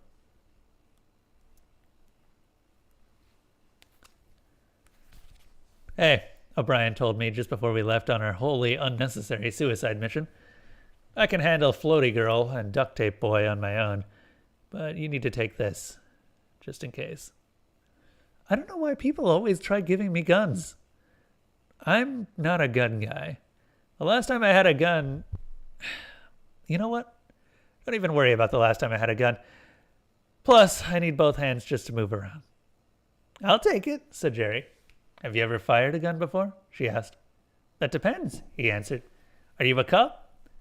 She let out a defeated sigh and handed him her pistol. Just try not to die, guys. Okay? Rosa looked at us nervously and tried to offer some words of support. Be careful. I'd hate for this night to turn into a... What's the opposite of a sausage fest? Jerry answered, a clamboree. Right. I'd hate for this to turn into a clamboree. A clamboree. Really, Jerry? Jerry led the way with his two perfectly functioning legs, pointing the gun and flashlight in front of him while he kicked a trail through the thick pile of snow that had settled knee-deep outside the gas station. We trudged through the frozen landscape until we were safely under the vehicle overhang next to the fuel pumps. Then he scanned the area with the light, revealing dozens of small holes in the fresh snow, like tiny baseball-sized craters. Best not try to underestimate the mind of Jerry. Yeah, damn straight. He seems to be able to be way more capable than you'd expect. But it's that weird sort of capableness that ends up only manifesting in very useless things.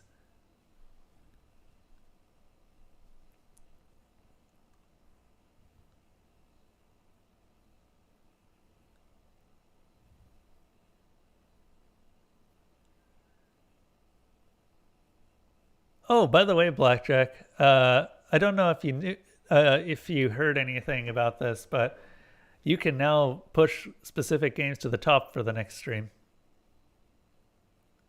You might want to look into that, since you were the one who was suggesting that I have a system like it.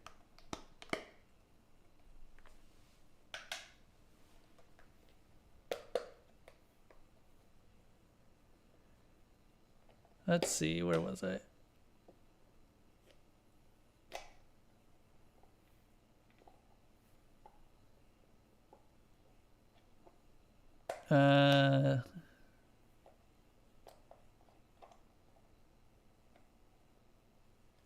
Where was I?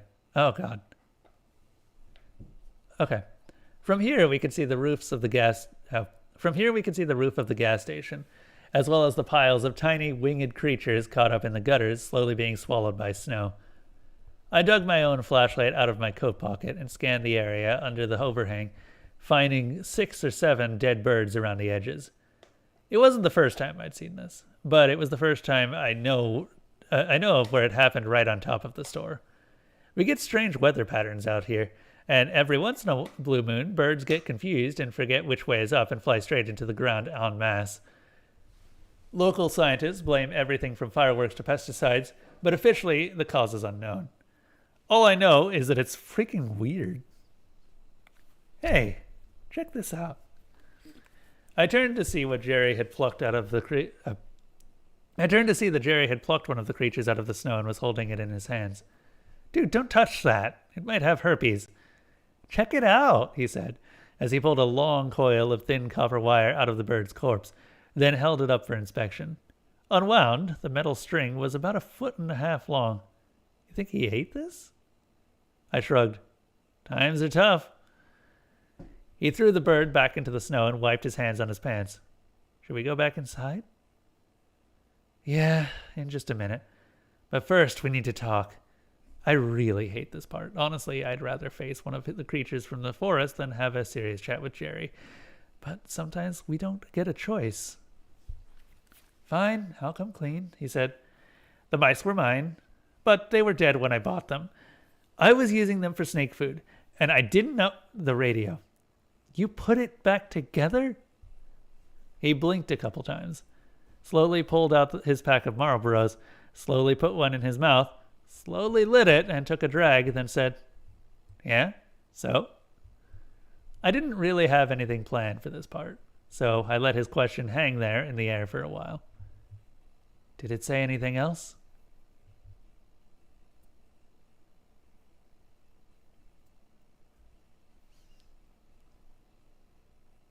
Oh, you might be looking for the active games list.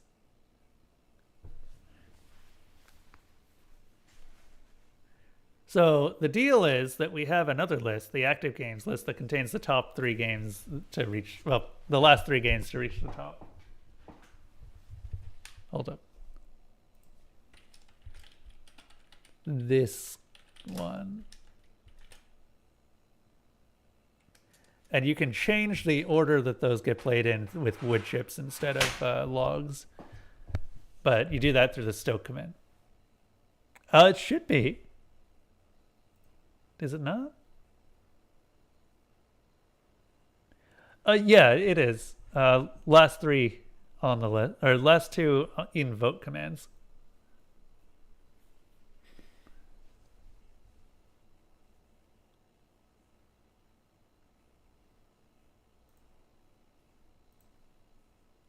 Yeah.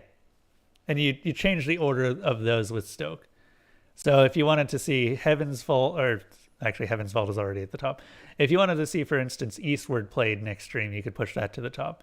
And instead of using logs, it uses wood chips.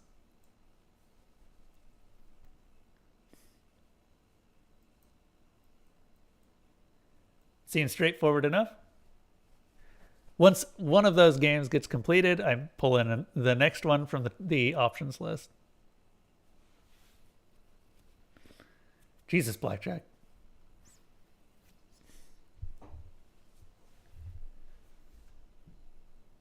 Okay. Where was I?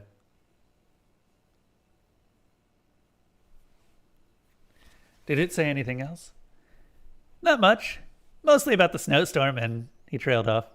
And? I asked. And it said that Sagoth has risen. He took another drag.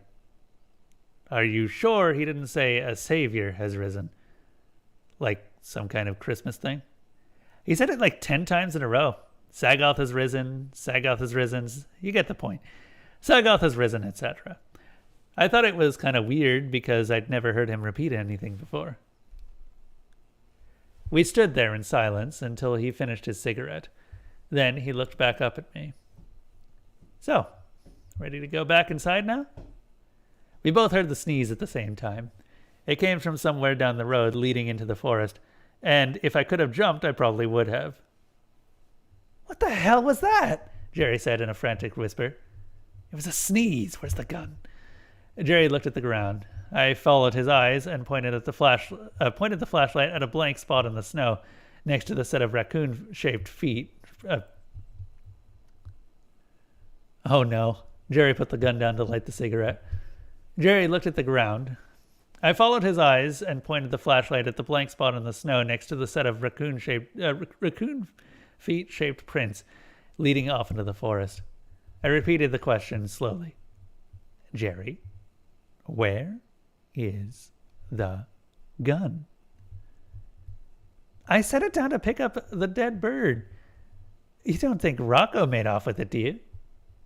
Rocco, our resident mutant trash panda.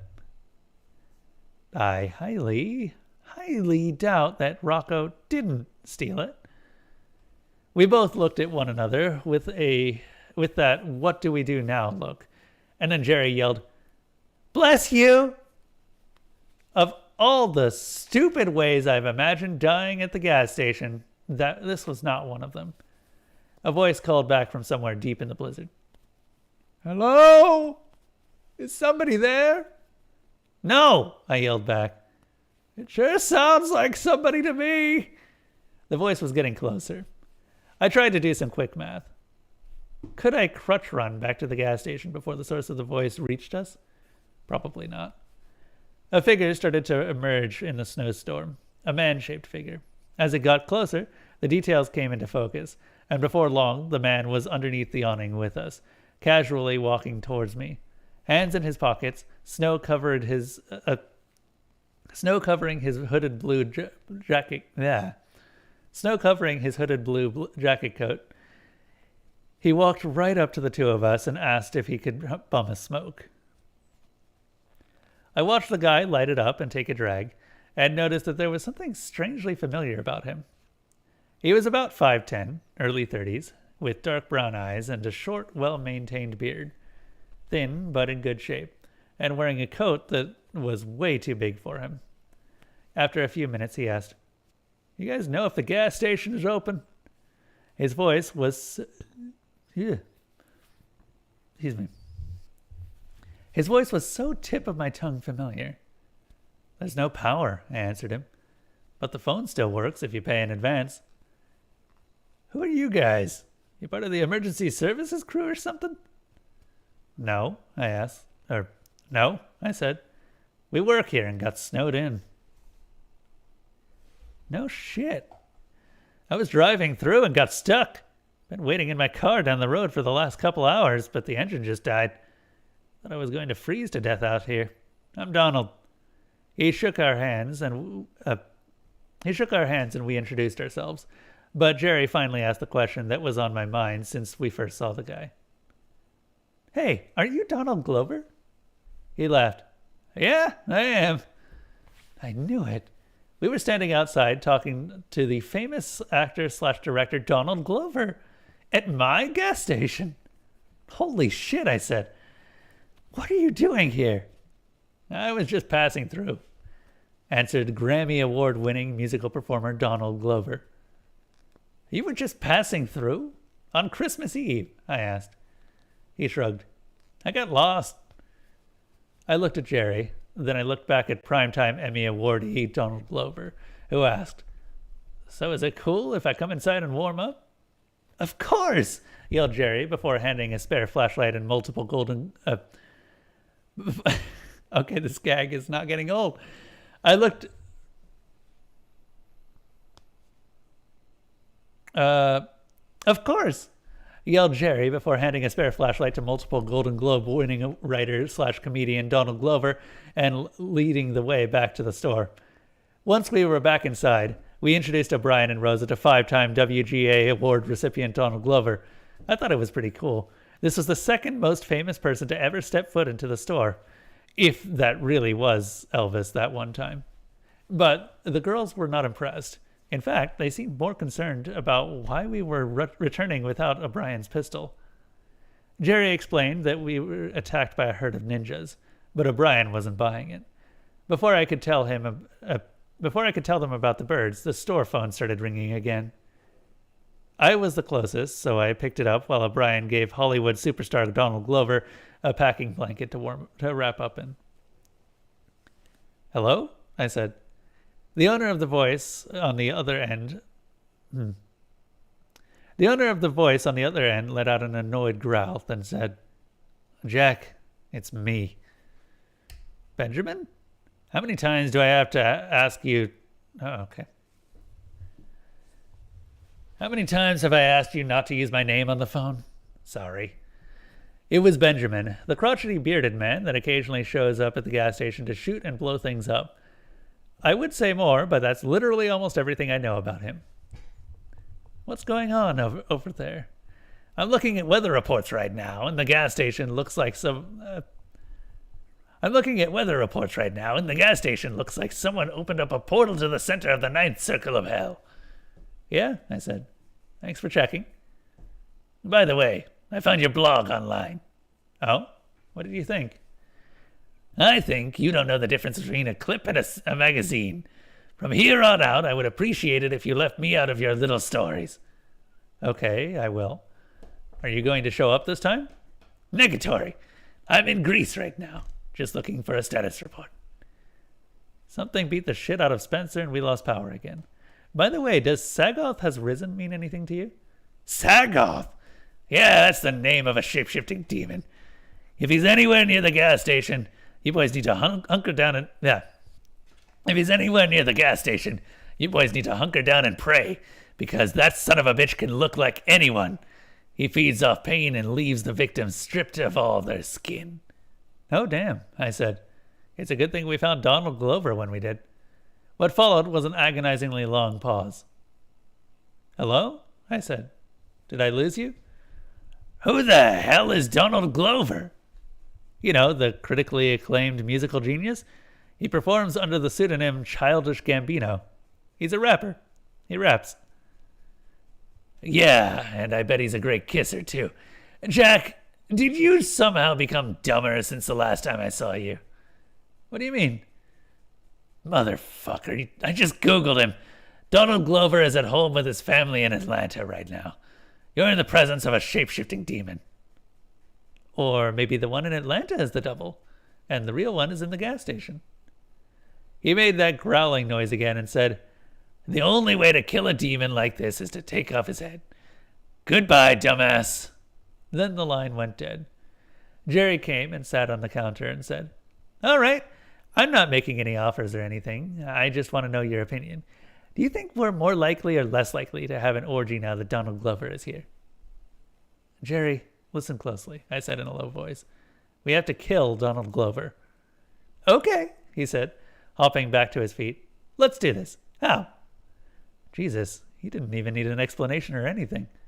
We need to cut off his head. Nice.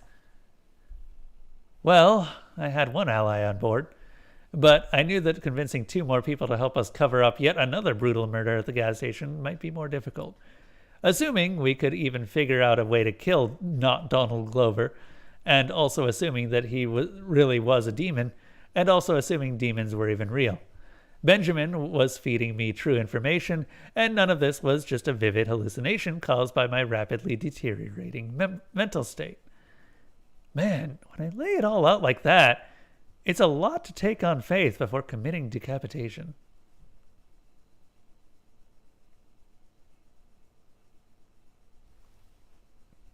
What time is it? It's 8:40.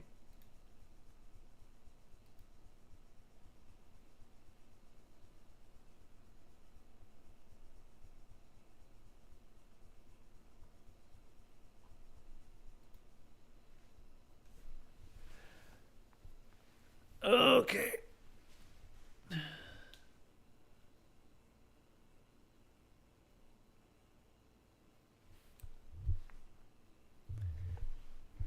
Oh man, Mully's going to be so annoyed. That's okay though. That's the point. Wood chip fights. Oh, this is a 5-part. Oh, because Mully was the one who put, who really wanted to see Heaven's Vault. That's okay though. I don't know how long Eastward is. And if she wants Heaven's Vault back, she can make it happen again. Oh God, I'm going to take a brief break. We will return. I am determined to finish this today.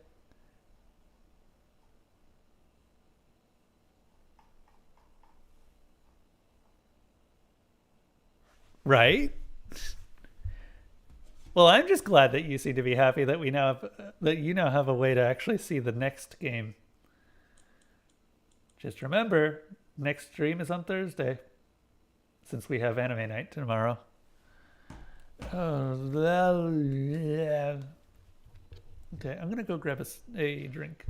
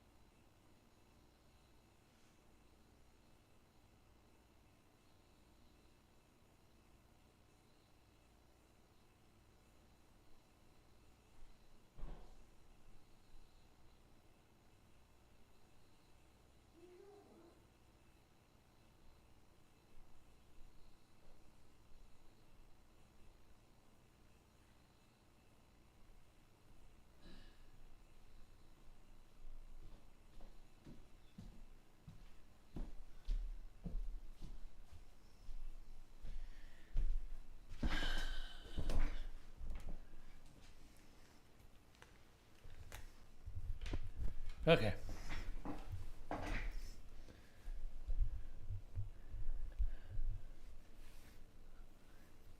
We're back.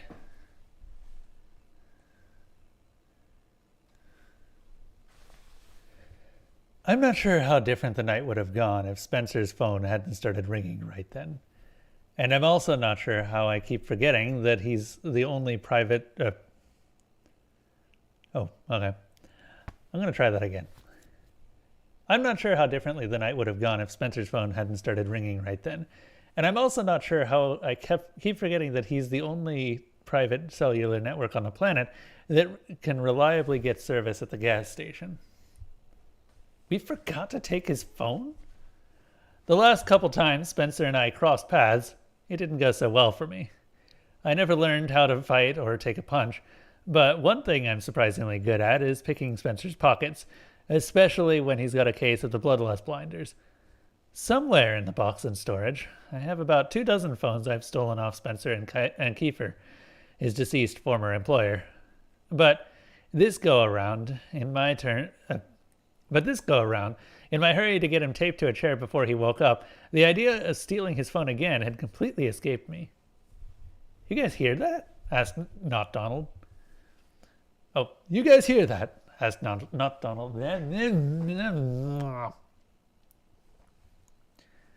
You guys hear that? Asked Not Donald. We all stood in a weird semicircle around him, and there was no possible way we didn't all hear the ringing noise coming from just behind the supply closet door. The door. Wow. Wow, okay. I can definitely... Yeah. I was so good until the very last sentence, or the very last word. We all stood in a weird semicircle around him, and there was no possible way that we didn't all hear the ringing noise coming from just behind the supply closet door. O'Brien and Rosa were between Not Donald and the supply closet, with Jerry and me on the opposite side. We had him surrounded, and if only I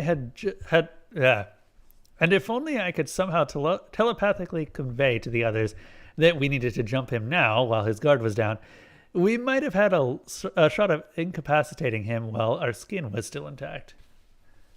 I didn't hear anything, blurted Rosa between rings. She was probably the worst liar I had ever witnessed, but now she had just set the narrative the others decided to commit. Yeah, me neither, said Jerry. Prob's just the wind. Donald the Demon pointed to the supply closet and gave Jerry a raised eyebrow. You don't hear that? The ringing coming from right behind that door. No, said Jerry. Okay, what about you? He said to the deputy. Are you going to gaslight too? For some reason, O'Brien looked at me. I tried to make a hand gesture to say, he's a demon, we need to cut off his head. But I think it just confused the hell out of her. She and I should never play charades together. Yeah, it's nothing, she said. It's nothing? Why are you people being so weird right now? Rosa scoffed and said, We're not being weird. You're the one acting weird. Okay, he said. A silent moment passed. Then Demon Donald pointed his flashlight right at O'Brien's eyes. She flinched for just a second, enough time for Demonald to dart past her to the supply closet door. Wait, I yelled, but it was too late. Demonald had opened the door. What the hell is going on? He asked, pointing the flashlight at Spencer. O'Brien put up her hands and said, It's okay. I can explain. Wait, no. It's okay. I can explain. Spencer started shouting, Oh my God, please help me. You've got to save me. These people are maniacs. They beat me and killed my wife. You gotta get help. Rosa, bad liar. Spencer, freaking amazing liar. O'Brien yelled, Close the door, and took a step forward. Hey, yelled Demonald. You stay back. Stay away from me, all of you. Please, untie me. She's not really a cop. They've killed people, so many people. Spencer started crying, like real, actual tears. I couldn't help it. I started slow clapping. Everyone turned their flashlights to me except for Jerry, who was clapping along. You got something to say? Asked the shapeshifter formerly known as Donald. Yeah. How about we don't turn this into a huge farce? How about we all come clean in the spirit of Christmas? You're not really musical icon and famed television and movie star Donald Glover. You're really Sagoth, the shapeshifting demon. Do you have any idea how ridiculous you sound right now? Asked, hopefully, Sagoth. Yeah, I do, because I just said it. These people, sobbed Spencer, they're crazy. They're talking about demons and angels and they're killing people. There's something wrong with them. Please run. Get help. Wait, why was Spencer staying in character? I just told him that this was Sagoth. Why didn't he drop the act? Unless Sagoth wasn't the one that had beaten him senseless and left him propped up against the door. I felt a sudden pang of dread. This situation was spiraling out of control way faster than I could keep up with. O'Brien attempted damage control. Everyone calm down. Donald, my name is Deputy Amelia O'Brien. You're a deputy? Yes. And you think I'm a demon? No, of course not. But that guy does. He waved the flashlight at me, then pointed it at Spencer. And this guy right here? He's a wanted criminal. Okay, so that's why you beat him up and duct taped him to a chair and hid him in a dark closet? Is that something deputies do? No, not exactly. Fuck this, I'm out. Before she could say anything else, Donald turned and ran back to the door, letting another cold blast of freezing snow rush into the store before O'Brien raced out after him. The only sound in the room for the next minute was Spencer laughing. No, not laughing. Cackling. When he had finished, he said with a shit-eating grin, This is getting fun. I wanted to run out after them. As stupid as it sounds, if I had been able to run, I would have. But they were gone, and O'Brien was an adult who made her own decision. All I could do was wait. This time, the time crept by slowly, waiting for her return. Intrusive mental images of a demon flaying my friend did not help. Neither did Spencer's comments. Hey, Rosa, is it? Oh. Hey, Rosa, is it? She looked up. Shut up, I said. Let me just ask one question. What exactly did Jack tell you about me, huh? Did he try to sell you that horseshit about me being some kind of sociopath? Rosa answered. The exact word he used was psychopath. Spencer laughed again. No, I've never heard anyone before in my entire life. I came out here for Jack. I'm worried about him. You know what he has, right? You know what FFI does to your brain? He shouldn't be out here near other people. He needs to be in a hospital where he can't hurt anybody else. What do you mean, anybody else? I crutch walked over to Spencer and considered hitting him, but decided against it for two reasons. First, that would have been embarrassingly ineffective. And second, it was obvious that's what he wanted. He was trying to flip Rosa and prove that I was the bad guy. I don't know why I thought it was a good idea to engage in conversation. Do you have any idea how annoying it is to live with what you did to my leg? I'd bet it's not half as bad as what you did to any of the folks you killed. Why don't we ask Kiefer? Or how about my old boss? Hey, I didn't kill your old boss. A second passed before he cracked a smile, and I realized what I had done. What about Kiefer? Asked a soft, nervous voice from behind me. Oh, I said, turning to Rosa. Yeah, he made it there. I didn't kill anybody. Now, let me ask you a question, Jack. You know, 'cause you're in such an honest mood right now. Whatever happened to Carlos, huh? I've been sitting here in the dark all night, and I can't shake this weird thought. Am I the only one that wants to know why Carlos isn't here? I looked at Jerry and said, put him in the cooler. I wheeled the psychopath into the walk-in, double-checked. We wheeled the psychopath into the walk-in, double-checked that the duct tape was secure, then closed the door and propped a chair up against the handle. He could scream to his tiny black heart's content in there, and it wouldn't bother us.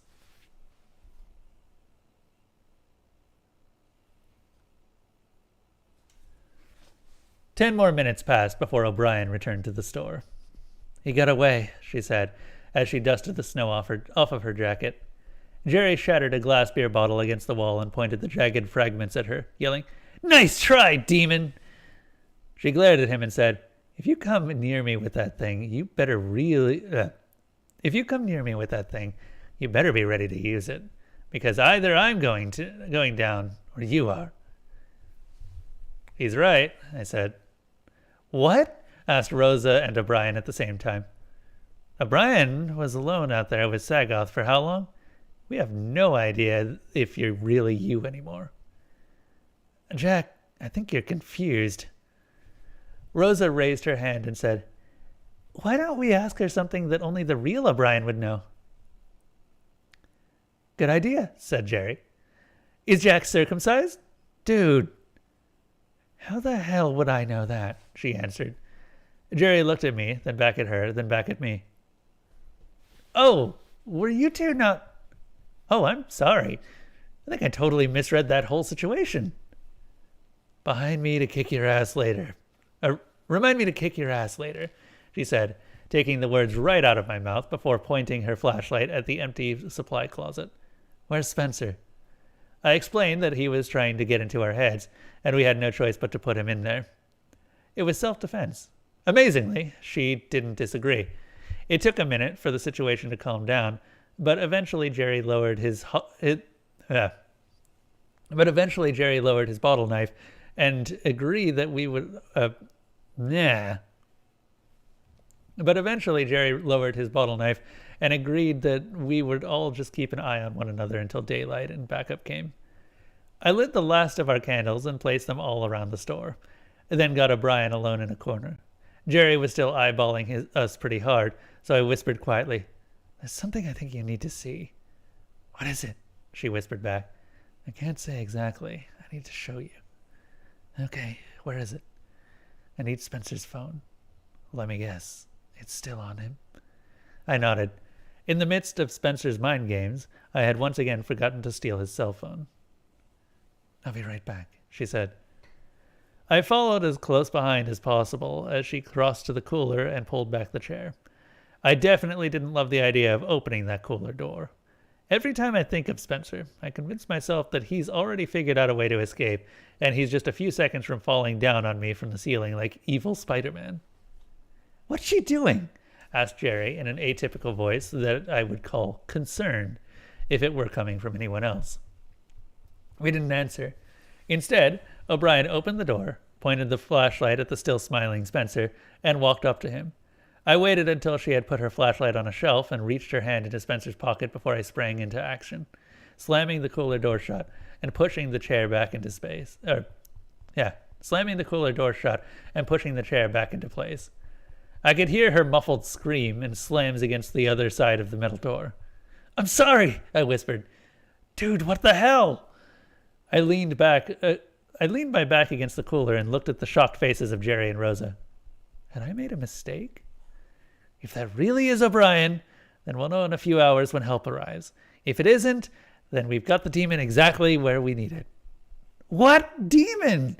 screamed the ever-inquisitive Rosa. "When did you start talking angels and demons? I'm willing to give the benefit of the doubt, but a person has their limits.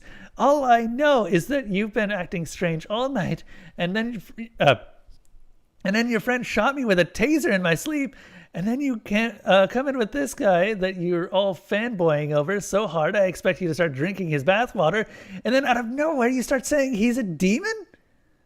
"Well, when you put it like that, sure. I guess this does look pretty bad." "Where's the gun, huh? You two go outside and then Jerry just loses the gun? How do we know you didn't take it?" "Yeah," yelled Jerry. "How do we know you didn't take it?" I gave him my coldest stare. "I want you to let O'Brien out of the cooler. Right now, please." She crossed her arms and started tapping her foot. I can't do that. Why not? She called me Jack. So? Yeah, echoed Jerry. So what? So she never calls me Jack. She calls me Crutches or Weirdo Boy or some other slightly insensitive pet name. I've never heard her call me Jack before. Said Jerry. He does make a compelling point. Rosa screamed, "Shut up!" It was too late. Spencer had put the root of doubt into Rosa's mind, and there was nothing I could say that would get her back on board. Fortunately for me, I didn't have to say anything because Fortunately for me, I didn't have to say anything because right then the front door opened and O'Brien walked in. He got away, she said, as she dusted the snow off her jacket. Jerry shattered another glass beer bottle against the wall and pointed the jagged fragment at her, yelling, "Nice try, demon!" She glared at him and said, "If you come near me with that thing, you better be ready to use it because either I'm going down or you are." Fuck! How did you get out? Rosa stammered. Get out of what? She asked. Oh, check it, Jerry said to the room. It's Rosa's first time witnessing something paranormal. Let's see how she reacts. O'Brien puts up her hand and says, What the hell are you talking about? And why is there a chair next to the cooler? And where's Duct Tape Boy? Rosa faints. And as strange as this sounds, it's probably a good thing she wasn't conscious for this next part.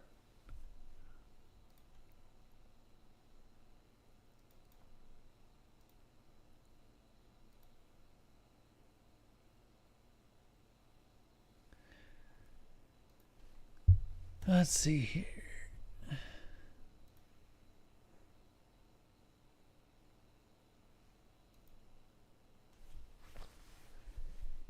Did you ever hear the one about the guy who thought the fireman was an arsonist? Admittedly, it's not a very good joke. And even if it were, I'm awful at delivery. Oh, okay, never mind. That's just opening. Final part. Jerry covered Rosa with a blanket and made every attempt to keep her comfortable while I tried to explain the situation to O'Brien. So, you're telling me there's an evil doppelganger in that cooler? Yeah. And how do you know that's what it is? A magic radio and a monster hunter told us. I just do.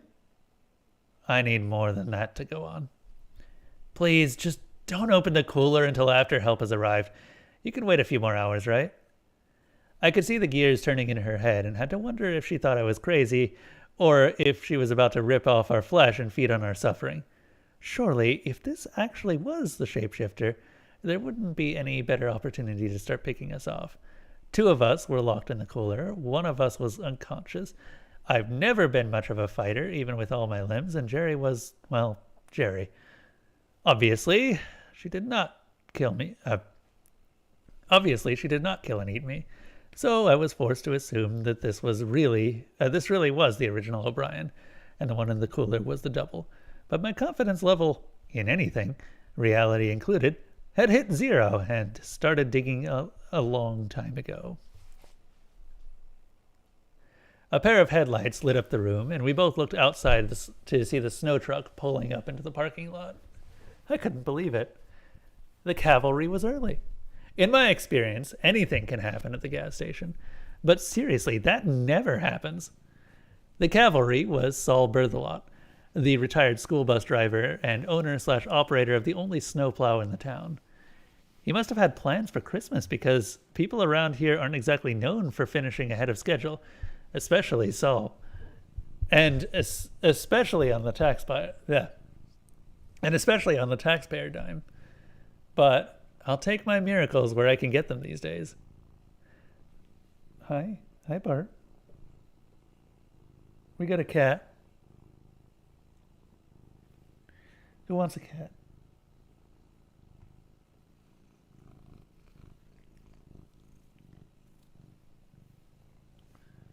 He quite likes the beard.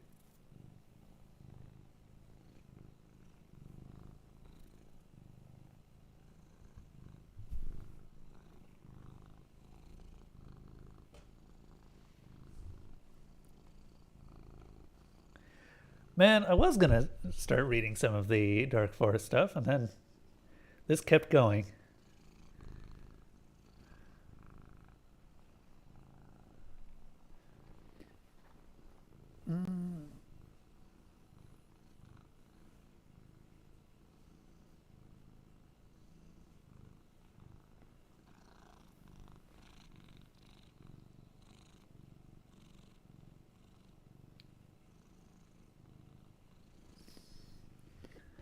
Okay. Oh, you're good, Blackjack. I'm enjoying this. I wasn't expecting to read all of it. I didn't realize it was a 5-parter.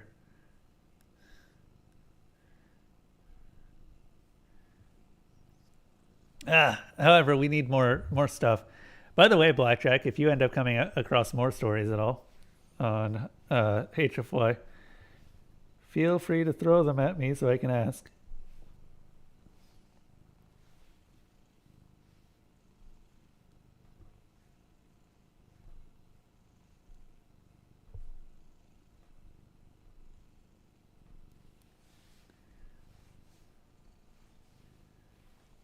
I'm actually sort of surprised at how well I'm doing with this reading.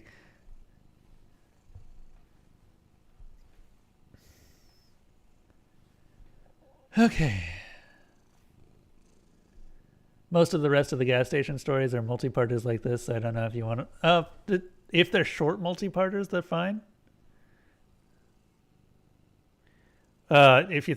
And by short, I mean, like, can I finish them in the 3-hour times amount that we have for one of these? I'd probably have to actually schedule them if that was the case, but still.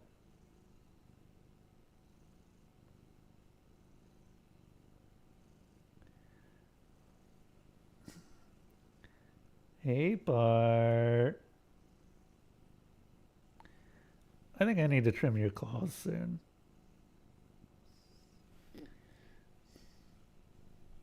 Cool. Nothing else from HFY that you might be suggesting? Ooh.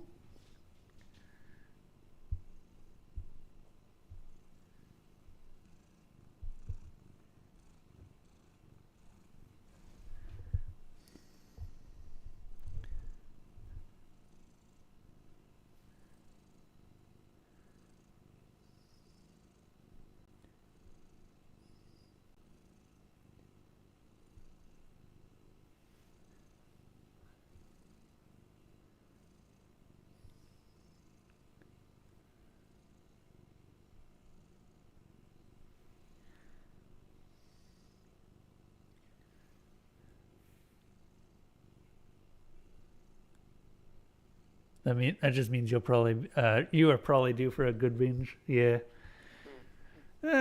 Maybe. I might put out the word on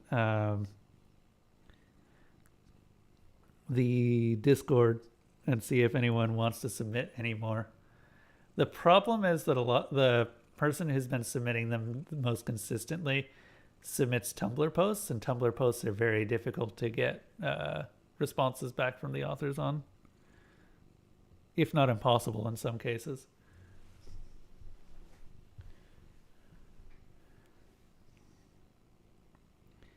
Yeah, Mr. Bart. I might have to just start trying to read some stuff myself. Everything is serialized, though. That's the problem.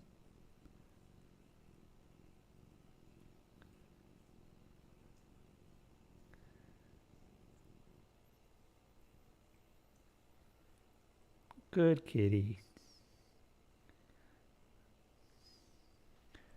Anyway, where was I? Saul pulled up next to the pump too, honked a couple times, and waved at me. O'Brien stated the obvious. I think the Jagoff wants you to turn on the pump. He knows the pumps don't work without electricity, doesn't he? I'm guessing he does not. None of us wanted to open the door and go back into the freezing cold, but when the pumps hadn't magically switched on after a few seconds, Saul decided it would be a good idea to lean on the horn until someone came out to help him. O'Brien pulled out her car keys and started to the door. Where are you going? I asked. stumbling after her and trying my best to make it sound like I suspected she might be on her way to kill him and strip his flesh. Blech. Where are you going? I asked, stumbling after her and trying my best not to make it sound like I suspected she might be on her way to kill him and strip his flesh. I have a can of gas in my trunk. I was going to help him on his way, if that's all right with you, Jack. I suddenly felt very small. It's bad enough not being able to trust my own eyes or memories or mind. It's so much worse not being able to trust my friends. Hang on a second, Jerry said before O'Brien pushed the door open. You just called Jack Jack. So? She asked. Jerry looked at me and waved his hand in the air. Your entire basis for locking the other O'Brien in the cooler was that she called you Jack. O'Brien shook her head at me. I call you Jack all the time. It's your name, dumbass. Don't open that door. Behind Jerry, Rosa was floating with her eyes. Oh, don't open that door! Behind Jerry, Rosa was floating with her eyes rolled back into her pupilless white bulges. He looked back at her and casually said, Oh, snap, she's floating again. It is not safe. Something has found you. It is waiting, hungry, outside. She slowly starts to rise into the air by a few more inches until Jerry grabs her around the waist. I'm going to have to tie her down to a chair or a knob or something. Do you remember when Benjamin left all of that paracord? Oh, do you remember where Benjamin left all that paracord? There is something on the roof. I looked her in the eye area and asked, Now, is this like a metaphorical something on the roof? You fools! There is something on the roof! With that, Rosa pointed at the glass doors up at the covered awning over the gas stations. With that, Rosa pointed out the glass doors up at the covered awning over the pumps. At the thing leaning over the edge, staring down at the snowplow. What followed is actually pretty difficult to describe. When we saw it, the three of us had a shared moment, a visceral animal reaction like a nut punch to the soul. Before that instant, I had seen some things, truly bizarre things, that many people have considered horrific. My own exposed bones, a clan of nudist zombies, a snake and spider hybrid. I could keep on listing these things all day. But my point is, after this, I'm going to have to completely re-examine my concept of horrific. The very image of that creature, which is not even the right word for it, if human language is even capable of one, was something that eyes were never meant to see. It forced our minds way past fight or flight into some third option, like my brain simply gave up and shat its pants. We all said it at the same time. Fuck!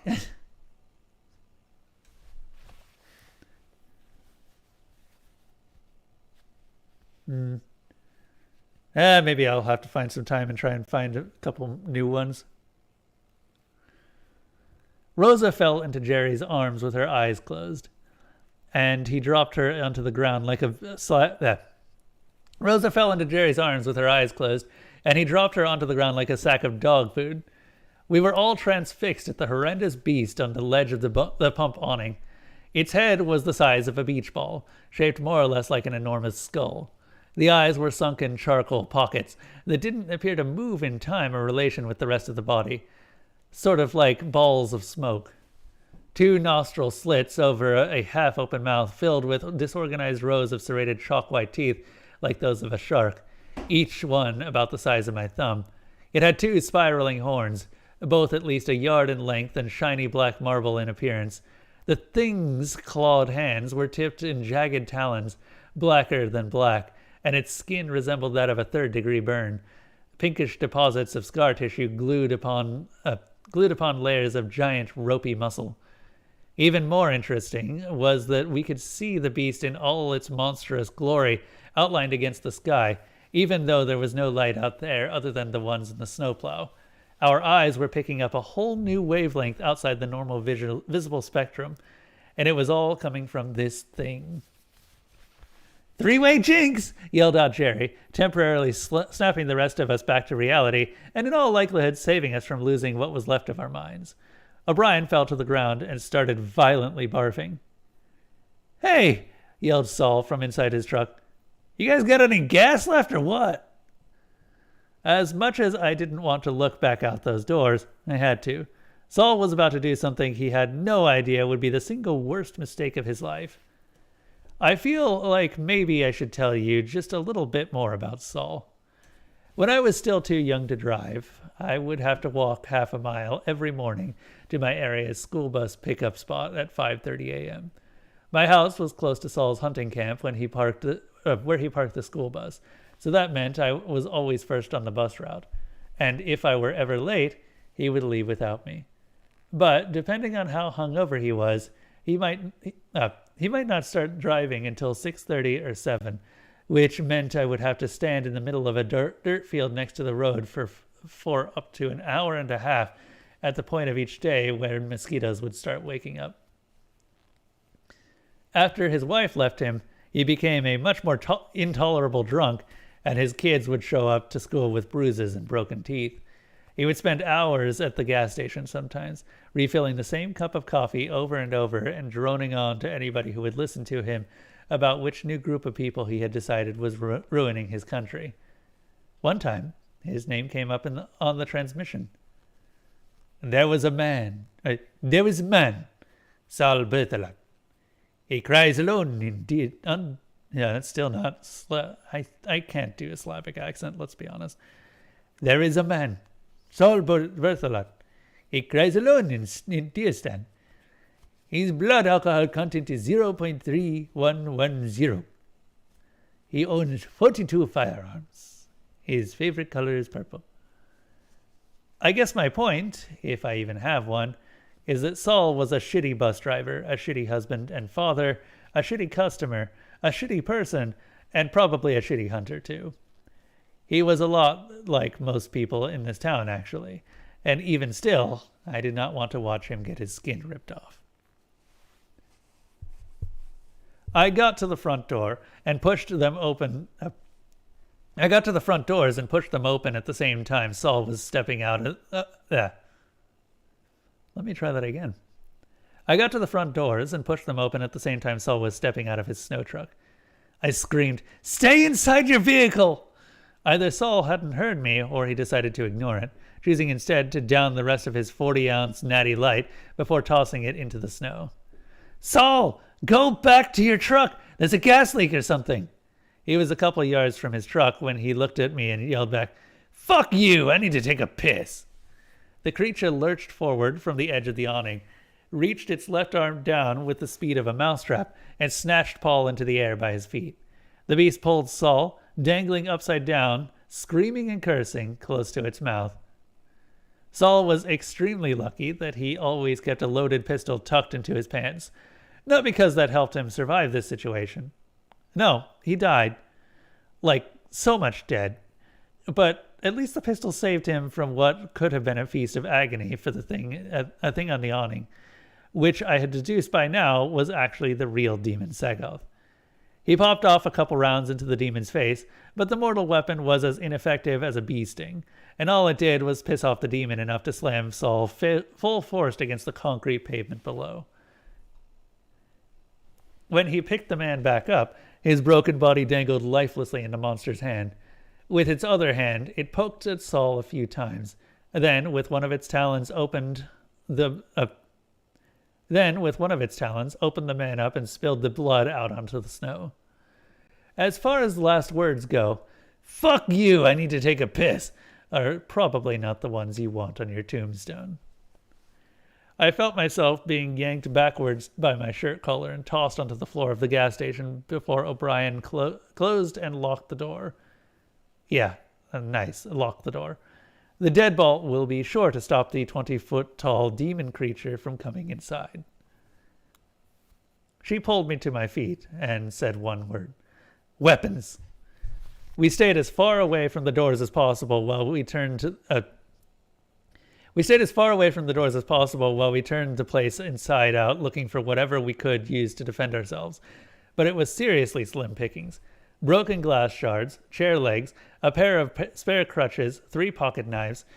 We didn't have what it took to kill that thing outside if we wanted to. Oh, we didn't have what it took to kill that thing outside if it wanted us to. I can't believe he's dead, lamented O'Brien as she collected a few bottles of our more flammable liquor. Just like that. Well, Jerry answered as he duct taped a pocket knife to the edge of a chair leg. He died doing what he loved, shooting stuff. O'Brien shook her head in disgust. Jerry caught the gesture and asked, "Oh, I'm sorry. Were you Rando close?" Oh, I'm sorry. Were you and Rando close?" "Dude," I said, "I know the tensions are high because it's Christmas and all, but read the room. A man just died." "So what?" Jerry said defensively. "Somebody dies every 600 milliseconds. We can't function if we have to grieve every single one of them. Are we really going to pretend that any of us are broken up over that red shirt? If we can be perfectly honest for a second, the value of human life out here at the gas station is grossly over-exaggerated.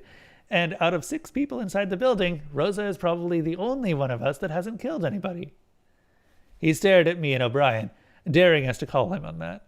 We all just stood still, trying to think of what to say, but there really wasn't anything to say at all. For all his faults, Jerry could be very Jerry-ish sometimes, and it's easy for me to forget that when I first met him, there was... Oh, God, excuse me. And it's easy for me to forget that when I first met him, he was trying to get me to join a murder cult. "Well," I finally said, "it's only her first day." We allowed ourselves a short, awkward laugh before going back to hunting for weapons. I can't say exactly how much time passed, but the 3 of us were ripping open every box in the supply closet when we heard Rosa say, "Hey, guys, what happened?"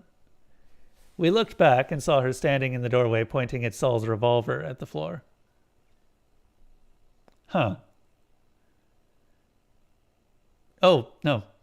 We looked back and saw her standing in the doorway pointing Saul's revolver at the floor.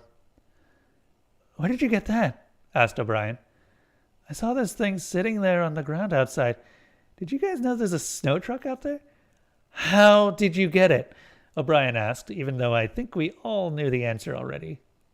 "I just walked outside and picked it up. Why?" The annoyance in her voice had ticked up a notch. "Don't do that again." "Why not?" The annoyance in her voice had ticked up a couple more notches. "Don't worry about it." Jerry jumped in with, "You didn't happen to see a terrifyingly huge hell monster while you were out there, did you?" She squinted at him and said, "No? Why? Did you lose one?" O'Brien reached up and snatched the gun from her hands. "Hey!" Sorry, I didn't feel like explaining to everybody why I'm the only one that should have a gun right now. That's fair. I wasn't even mad. I was, however, mad at the plan she laid out next. Desperate times call for desperate measures, and there was one resource we had purposely neglected to tap before now. Whatever was left inside the cooler, we were going to need help fighting the thing outside, and whether I liked it or not, Spencer was a survivor. O'Brien checked the revolver to see we had 4 bullets left. That would almost certainly not be enough if we needed it. Oh, wow, this keeps going for a while. Oh, God.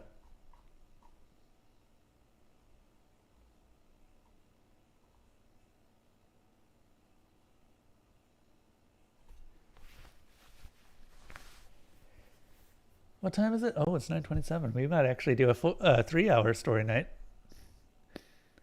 The deputy opened the door, gun in hand, while the rest of us stood close behind holding flashlights. Our job was to collectively point them into the eyes of anybody or anything that might try to jump out at us, if it came to that. We didn't know what to expect when we opened the door, but the first thing we saw was the empty chair that Spencer had been duct taped to. "Hello?" O'Brien called into the room. "Is anybody alive in here?" After a few seconds with no response, she stepped into the cooler, and I immediately regretted going along with this plan. Spencer flew in from next to the cooler door, hooked an arm around O'Brien's gun hand, and spun her into the wall. The gun clacked to the ground, and we all tried pointing our flashlights at him, but he was way too freaking fast. He planted a solid boot into Jerry's solar plexus, sending him crashing into the wall across from the cooler door, and snatched a handful of Rosa's hair, yanking her into the cooler with him. Before O'Brien could even stand up, Spencer had Rosa in a chokehold with the pencil that we used for... Before O'Brien could even stand up, Spencer had Rosa in a chokehold with the pencil that we used for inventory counts pressed tightly against her neck. "You guys get bored without me or something?" he taunted. I kept my flashlight trained on him as he slowly backed into the cooler. The deputy's handcuffs were still around his wrist, but the chains had been snapped, and now it was nothing more than a pair of fancy bracelets. "Dude, listen," I started. "Shut up!" he yelled back. "Here's how this is going to work. First, crack!" Spencer released Rosa and fell to the ground, his head colliding with the floor and bouncing. Behind him stood... Oh shit, not this again. Spencer, holding the weapon he had just bludgeoned the other Spencer with. The same flashlight that the O'Brien double had taken into the cooler. And I was just starting to realize the same exact flashlight I had given to Donald Glover double earlier, or the same exact flashlight that I had given to the Donald Glover double earlier that night. "Damn," said Spencer, the conscious one. Is that what I look like? I am one sexy motherfucker. The expression on his face changed once he spotted something on the cooler floor. I followed his eyes to where he was looking and saw it. Saul's revolver. O'Brien leapt for it at the same time as Spencer, and they both collided before reaching it. They went flying into the shelves, O'Brien catching most of the impact, and I dove into the cooler, finding the disgusting sticky ground and feeling around in the dark until my hands felt the cold, heavy piece of metal. I pointed it at Spencer, but there was no way I was going to get a clear shot, especially with Rosa's wild flashlight job. Spencer threw O'Brien into the rolling chair, and she flipped over it onto the floor. He wiped a bead of blood from his face and took a step towards me, but that's as far as he made it before another body jumped out of the dark and tackled him from the side. Here's where things got even more confusing. Pencil Spencer landed on top of the flashlight Spencer and started punching him hard, but not hard enough. In no time, Flashlight Spencer had slammed his flashlight into Pencil Spencer first, then flipped him onto his back and started wailing on him. I had my gun aimed right at both of them, completely not sure what to do. I looked at O'Brien and said, "I don't know which one's the real Spencer." "Who fucking cares?" she yelled back. "Shoot them both." Flashlight Spencer stopped punching. He and Pencil Spencer both looked at me and said, "Huh?" I hesitated. Pencil Spencer stabbed the pencil into Flashlight Spencer's shoulder and twisted. Flashlight Spencer winced and jumped off of him. Right then, Jerry called out from the cooler doorway, "Hey, Buttbrain!" He was holding a lit Molotov cocktail, but not for long. Before I had time to scream, "Bad idea!" he said he had pitched the damn thing at Flashlight Spencer, who fucking caught it in his fucking hand. Just when I think things couldn't get any crazier, Pencil Spencer punched the still-burning weapon hard enough to shatter it into a blue fireball that lit up the entire room for just a moment before burning out and leaving us all in the dark trying to catch our breaths. Rosa pointed the flashlight at the figure running out of the cooler. Spencer ran right through Jerry like he was made out of balloons, and then disappeared out the back door. After a few seconds, we collectively remembered that there was still a Spencer in the room with us and pointed our flashlights around to find him. First, I looked at where he just was, finding nothing but specks of blood and broken shelves. Then I pointed it at O'Brien, then Rosa, who was sitting at the ground pointing a flashlight at me, then the other Rosa, who was sitting right next to her holding an identical flashlight. Shapeshifters are fun. The Rosas both crawled quickly to the opposite sides of the cooler and then stared at one another with the exact same look of frozen shock while O'Brien stood between them and spoke. "Okay, so here's the deal. One of you is the shapeshifter. That's the one I'm talking to right now. We didn't come in here to hurt you. We came in here because we need your help. There was something outside the gas station that just killed a man." I watched both of their faces and instantly knew. One Rosa looked up at O'Brien and asked in a soft voice, "Somebody died?" The other waited about a second too late to mimic the look of fear and concern on the real Rosa's face. I walked right up to the shapeshifter and said, "You're busted." She looked at me with that sweet little smile. "What did I do?" Look, She looked at me with that sweet little, "What did I do?" look, but it wasn't fooling me. And then the look changed into a wry smile, and then she chuckled. "Hey, what can I do? You got me." "So," I started, "who is Sagoth?" She got to her feet as she answered, "Oh, I don't doubt you've got a ton of questions, but I don't have the time or desire to answer them. This has been a nice distraction. But if what you say is true, then I need to get to work." "You could have escaped any time you wanted," I surmised. "Yeah, but you humans are such curious creatures, and I needed something to pass the time until Sagoth showed up. Well, I'll be off, and when you wake up, you won't remember any of this." The double waved its hands, and O'Brien, Jerry, and Rosa Prime all fell to the floor unconscious. I looked at each of them just to make sure they were still breathing, then back at the mimic Rosa in front of me. "Well, that certainly is strange. But it's time for you to go to sleep." She waved her hand again.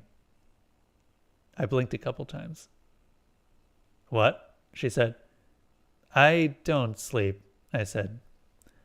"I thought I told you that." "You may have told the real Rosa, but I can't copy memories, Jack. Just voices and faces." "Who are you?" "I really don't have time for..." I pointed the revolver at her and squeezed the trigger. Now, I know that sounds bad, and I'm sure you moral absolutists out there are probably thinking to yourselves, I would not have done that if I was in this situation. Well, you know what? You weren't. I was. And I was actually pretty pissed off. Not just because this asshole had been screwing with us, using us as bait to lure out the real demon, and letting us all go super paranoid on one another this whole time, but also because after all of this, after everything I'd seen through that night, he just announced that I was going to be the only one to remember any of it. Besides, I had already worked out that a bullet to the chest wasn't going to kill it. "Ouch!" it screamed, immediately transforming into O'Brien before my eyes. "Why would you do that? All I wanted to do was help you. But if I had to kill you to get to Sagoth, I will. And you're not..." I shot it again, aiming for the center mass like Benjamin always said. The creature immediately transformed into Jerry. It smiled and I shot again. That's when it turned into someone else. It turned into her, she who shall not be named. The girl who would haunt my dreams if I were capable of having any. The creature looked at me with her green eyes and asked, "Well, are you going to shoot me again?" I sighed and lowered the gun. What's the point? It changed one last time, and then I was standing in my own presence, and I gotta say, I didn't realize how rough I was starting to look. I desperately needed a haircut. The circles under my eyes had their own shadows. My cheekbones were getting more pronounced, and I was even skinnier than I looked in the mirror. "Jack, I'm going to tell you something I've never told a human before. To me, your kind are a lot like hamsters. I don't feel compelled to explain my actions or motivations to people because you are so primitive and unevolved that you simply can't wrap your tiny minds around it anyway." "Okay," I said. "That's fair." "There is no such thing as demons. Sagoth is my responsibility. He sleeps inside one of the wrinkles of your universe. But something has woken him up. Something even I don't know. Every century or so, I have to put him back to sleep, which is why I'm here. Not to hurt you, but to help. Benjamin, in case you're reading this right now, you were wrong. Again. Also, fuck you. The legend started a long time ago of a demon. People saw a shapeshifter every time Sagoth awoke and feasted, and before long humans conflated us." "Oh," I said. "Firefighter." I'm going to stop Sagoth from destroying your world now, Jack. But before I do, there's one last piece of information I want to leave with you. When I take somebody's form, I don't see memories, but I can feel what's inside them. In lack of a better term, I'm what your kind calls an empath. Okay. You and your friends here are all kinds of messed up. You would need an army of psychiatrists to untangle the metal slinkies inside your mind. Thanks. That's not what I wanted to say. Your fucked up brains aren't all that special. But the other one, Spencer, I looked inside of him and all I saw was nothing. Absolutely nothing. The same as I see when I look at a table or a rock. He's just a black void. Yeah, I responded. I actually already knew that. I took a step back and let my doppelganger walk out of the cooler, then right out the front doors. The rest of the night passed without incident. The others slept where they fell, but I tried to make them comfortable with blankets and pillows made out of bags of stale bread. While the sun came up, I cleaned, enough to fill 4 contractor bags. Then I started writing up inventory loss slips for everything that had been damaged in the fights. It's amazing how productive you can be when you don't sleep. After everything was back in order, I sat in my chair behind the register and read for an hour or so before... After everything was back in order, I sat in my chair behind the register and read for an hour or so while the others slept off whatever the shapeshifter had done to them.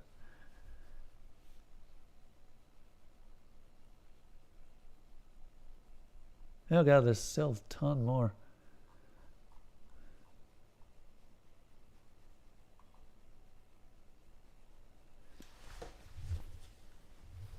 Our first customer walked into the store a little after that. I didn't bother looking up from my book because I had already posted a sign on the door that said we didn't have electricity and couldn't sell gas or run cards or accept cash, and nothing worked. I added my own festive touch to the bottom with a drawing of a Christmas tree.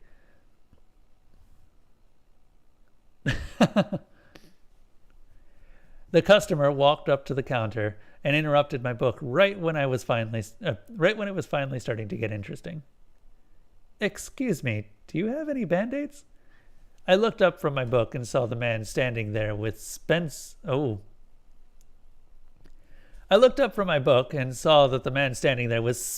fucking Middleton, complete with the pencil sticking out of his shoulder.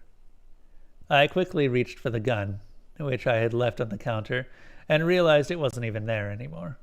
Spencer lifted the revolver and said, "Was this what you were looking for? Feels a little right." Oh. Let me actually do this again with Spencer's voice. "Excuse me, do you have any Band-Aids?" I looked up from my book and saw the man standing there with Spencer fucking Middleton, complete with the pencil sticking out of his shoulder. I quickly reached for the gun, which I had left on the counter, and realized that it wasn't even there anymore. Spencer lifted the revolver and asked, "Was this what you were looking for? Feels a little light. Did you think you were going to take me out with the first shot?" I slowly dog-eared my page and placed the book on the counter before asking, "Is there any way you're actually just the shapeshifter?"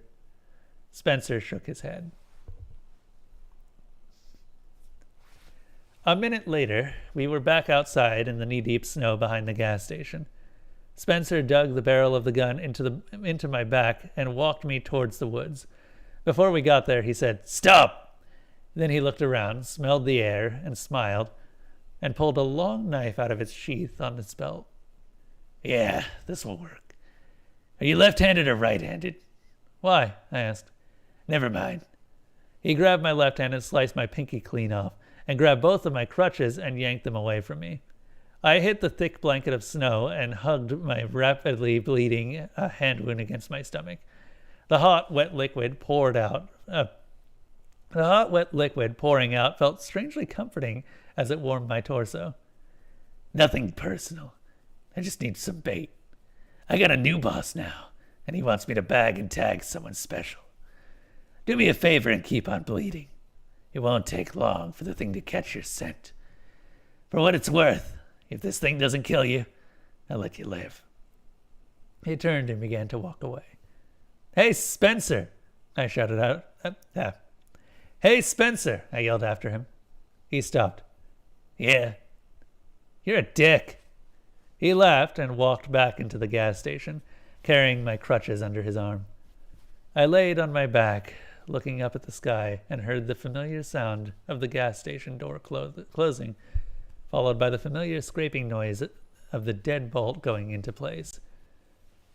If I were going to give survival the old college try, it would have to be now or never. I pushed myself along with my good hand and leg, leaving a sloppy trail of bloody snow behind me. Maneuvering in my current condition was going to be difficult, to say the least, and I could sense that my vision was beginning to tunnel, which for me is a particularly bad prospect. If I lose consciousness, it means I'm dead. I managed to pull myself all the way to the side of the gas station before I finally decided that this was a waste of time. I wasn't going inside, and even if I did, Spencer would just pull me right back out. There was nothing left to do but hope for one more miracle. "Hey, Jack, what are you doing out here?" I looked up to see my old friend Tom, with his white hair perfectly matching the snowy landscape. Tom was the first deputy they sent out to babysit us, and the first one to die.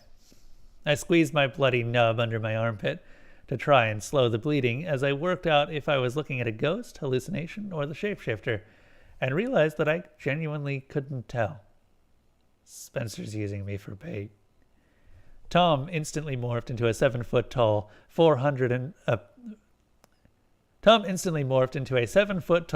400-pound Samoan covered in scars and tribal tattoos. That limited the options down to hallucination or shapeshifter. "That punk is back?" he barked. "Yeah." "Well, I guess I need to teach him a lesson about—" He stopped and turned back to the woods. Something out there was crunching loudly through the forest, snapping through the branches and causing a hell of a lot of noise as it approached. The Samoan figure crouched next to me and whispered, "Sorry. It looks like we don't have time to get you out of here. Sagoth has smelled your blood and now he comes for you." That sucks. Listen to me very closely. There's one thing you need to know about Sagoth. He has one weakness, and that is this. He cannot hurt you if you don't look at him. Do you understand? No? Close your eyes. No matter what happens, no matter what you hear, keep your eyes shut until you hear me say the word Selatum. Until then, he will do everything he can to trick you into opening your eyes. Once you do that, all bets are off. He'll start with your eyelids. Do you understand? Still no? The shapeshifter sighed and said, "Close your eyes." Right then, I saw it. Sagoth, pushing his way through the forest. He stood as tall as the trees, horrendous and humanoid, with an aura of inconceivable terror and a face that screamed all things dark and hateful. I shut my eyes and instantly felt blessed relief. "It's okay," said a sweet, gentle voice. "You can look now. It's safe. He will do everything he can to trick you into opening your eyes." No, that's okay," I said. From behind me, I heard O'Brien screaming, "Jack, help me!" Ha! You'll have to do better than that. All at once, I felt them crawling all over me. Insects.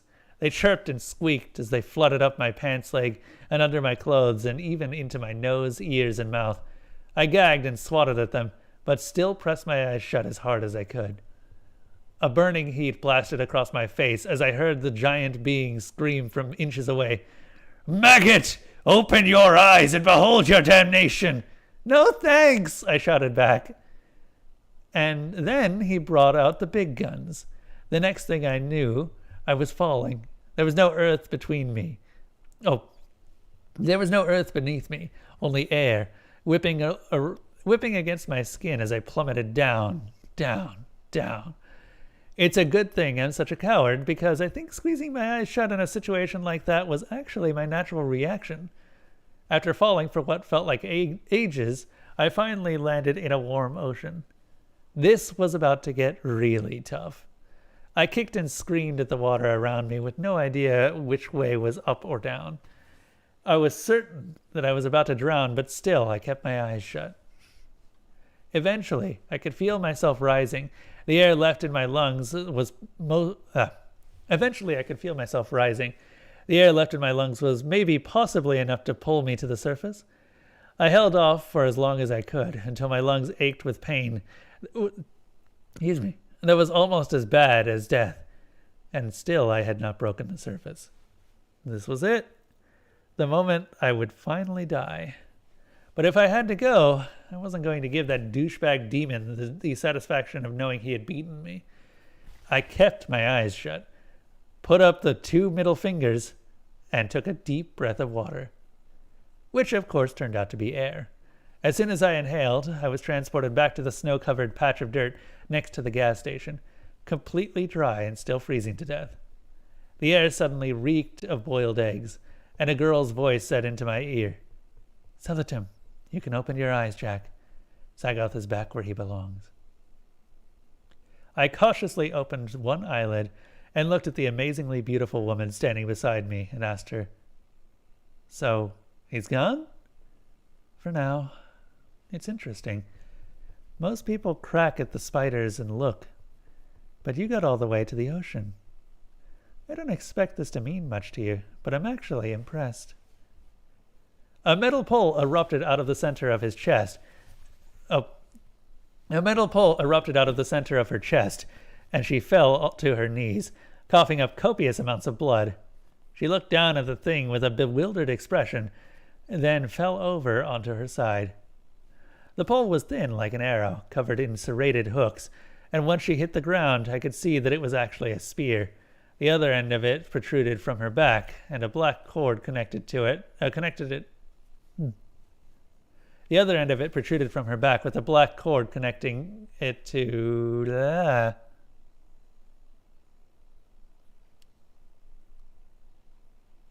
The other end of it protruded from her back with a black cord connected to it, running all the way back across the yard to the feet of Spencer Middleton. He dropped the harpoon gun and whistled to himself as he walked the distance to where the shapeshifter was still gagging, still twitching, and grabbing onto the pole that had impaled her. As he came closer, she started changing from one form to another. A giant bodybuilder, an Olympic-style wrestler, a morbidly obese man, a child, Jerry, O'Brien, me, Spencer. And then it started switching faster and faster. 10 different people each second, all of them holding onto the spear and bleeding out into the snow.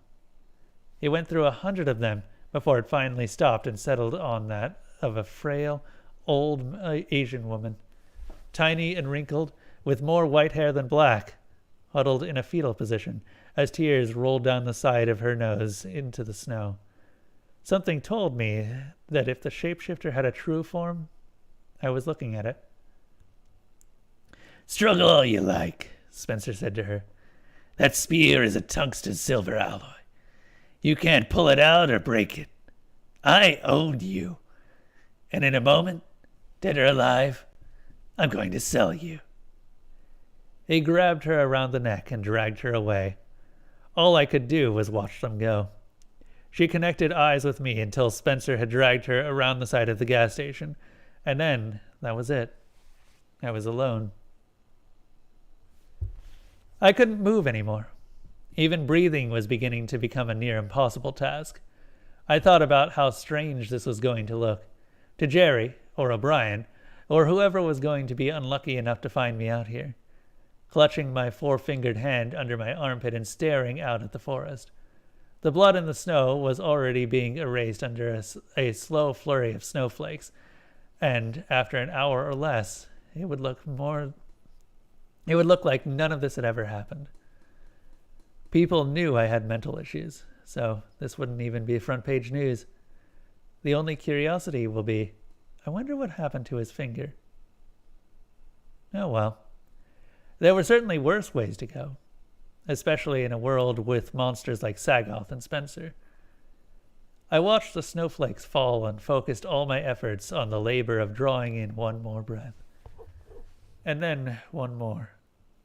And then one more after that. It might be pointless, but I'm going to get my last few seconds. And then the back door opened, and somebody came over to my side, grabbed me by my shirt collar, and started dragging. He dragged me through the back hall, and instantly I felt the blood rushing through my veins all over again. He took me all the way into the front of the store and dropped me onto my back before crouching down next to me and smiling. I told you I'd let you live if I caught what I told you I'd let you live if I caught what I wanted. And a deal is a deal, right? I took a deep breath of warm air and tried to find the right words to tell Spencer just how much I hated him, but I couldn't. He didn't seem to need me anyway. Oh, he didn't seem to need me to anyway. You know, Jack, maybe things aren't meant to change. Maybe things are the way they are for a reason. I mean, it's been up and down for both of us. We've both lost so many friends here at the gas station. Kiefer, Carlos, Tom, that Hunter asshole from this morning. Hunter asshole? Oh, the shapeshifter. But at the end of the day, only two things are constant. You and me. You're like that shitty Batman to my awesome Joker. And don't worry about the shapeshifter.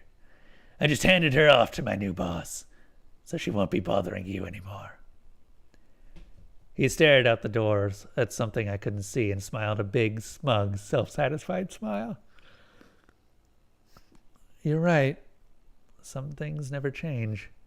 Like how you never remembered that I can pick your pockets. Hey, Spencer, I said, as soon as my voice had come back to me. Yeah? He asked. I'm right-handed. I stuck the tip of the revolver into his stomach and pulled the trigger. The look on his face was that of, I cannot believe that shit just happened. He fell onto his ass and looked at the gun in my hand, then at the rapidly growing circle of blood on his shirt. You little piece of shit. O'Brien finally fuckingly woke up and ran out of the cooler into the front room, yelling, "What was that noise? Jack, are you okay?" Spencer grabbed his stomach and bolted out of the front door. I tried to yell to O'Brien to go after him, but I had lost the ability to talk again, and instead I just closed my eyes and waited. I got to ride in an ambulance, which is pretty cool. I also got to take Christmas Day off from work, which is the closest thing to a Christmas miracle I'm going to get, so I'll take it. The others all came and visited me in hospital shifts. The others all came and visited me at the hospital in shifts. Somebody has to stay and watch the gas station. And I even got to eat like 10 packs of chocolate pudding. There's a nurse here that I suspect has a thing for me because she keeps sneaking me extra desserts. Once again, the official report is that nothing supernatural happened. Saul's disappearance, my beating, the damage to the gas station, and all the blood were blamed on Spencer. The others had absolutely no recollection of the night, and I'm left with no proof besides my notoriously shaky memory, which is why I decided to write it all down before I forgot anything. All in all, it wasn't the worst Christmas I've ever had. On Christmas Day, the nurse brought me a neatly gift-wrapped box. On Christmas Day, the nurse brought me a neatly gift-wrapped box. I asked who it was from, and she just smiled and said somebody special had dropped it off for me. I unwrapped it and opened it to find another smaller box. I unwrapped it to find another box, and inside that box, another smaller box. The last box was small enough to fit inside the palm of my hand. Somebody had gone through a lot of trouble for this, and I was starting to get a very uneasy feeling. I finally opened the last box and confirmed my suspicion. Inside that last box were two things: a small paper note and my severed finger. The note only had 3 words written on it in a dried brown ink. Merry Christmas, Jack.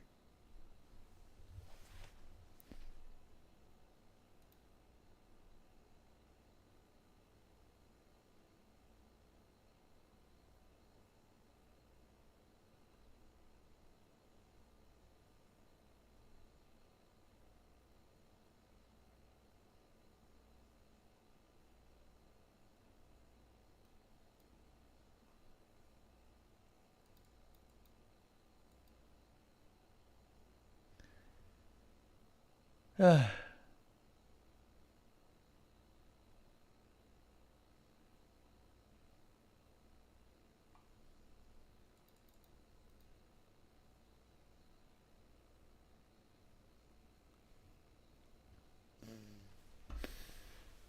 right.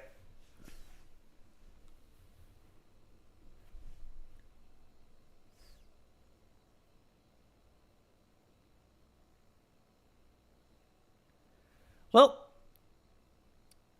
yep, that's probably going to be the last one for a while, though, unless you have other gas station stories up your just in mind.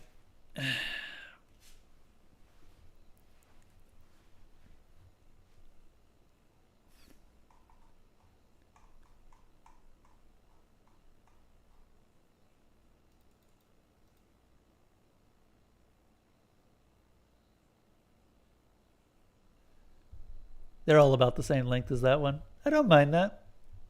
This one, we ended up getting a chapter of yours done, one of mine, and then we got all of this.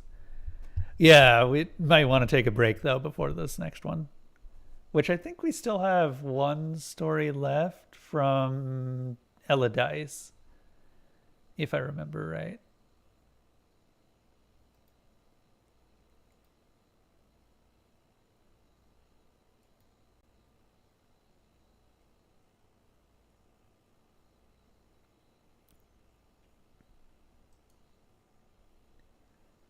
All right. Anyway, hope everyone's enjoyed that. Because this actually ended up ending at exactly the right time. Oh man, I cannot wait to see that edited. That's going to be a fun one. That's probably going to all be one video too. I might hold on to that on the YouTube side and then just release it on YouTube around the Christmas time. We'll see. Anywho, I hope everyone's been enjoying these. I do think that I'm probably going to do these less frequently, though. Right now, we just don't have that many stories, and there just doesn't seem to be that much interest. So I may just make them have them go back to being a special occasion thing. Oh, is the Halloween one the one that must not be read?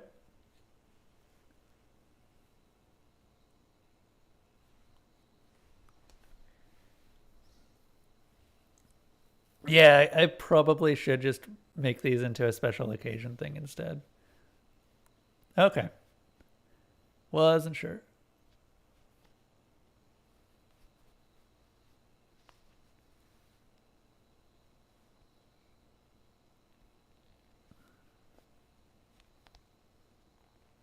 That one never existed. Never speak of it. Yeah.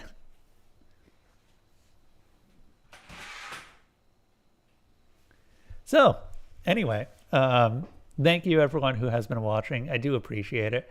These are something that I want to do, but obviously there isn't really that much interest in them, and they do take a considerable amount of time to do. Thankfully, I don't have to edit them myself anymore. So there's that. And also, thank you, Ryu, for doing the editing on this. I'm sure he's going to look at this and just be like, what the hell? So, yeah. Thank you to my Patreon supporters, Tenace Games, Zebgrin, Slime Hunter, Walks with Gorillas, my dad, Kremlin Kev, Desalona, Miss Mango Plays, NBFF, Alpha Mango, Kuwoke, Fairtanium, Mully Copper, and Paper Duplas for continuing to support the stream. I will see all of you later, and until next time, thank you for watching. Or until next time, have a safe trip through the Dark Forest.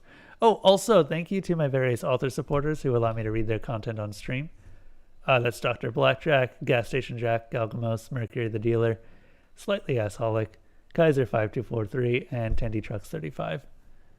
Anyway, laters.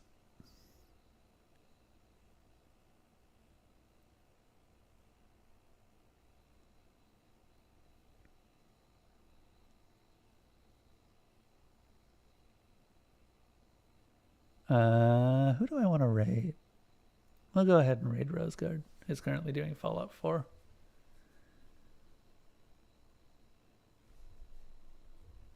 All right, night.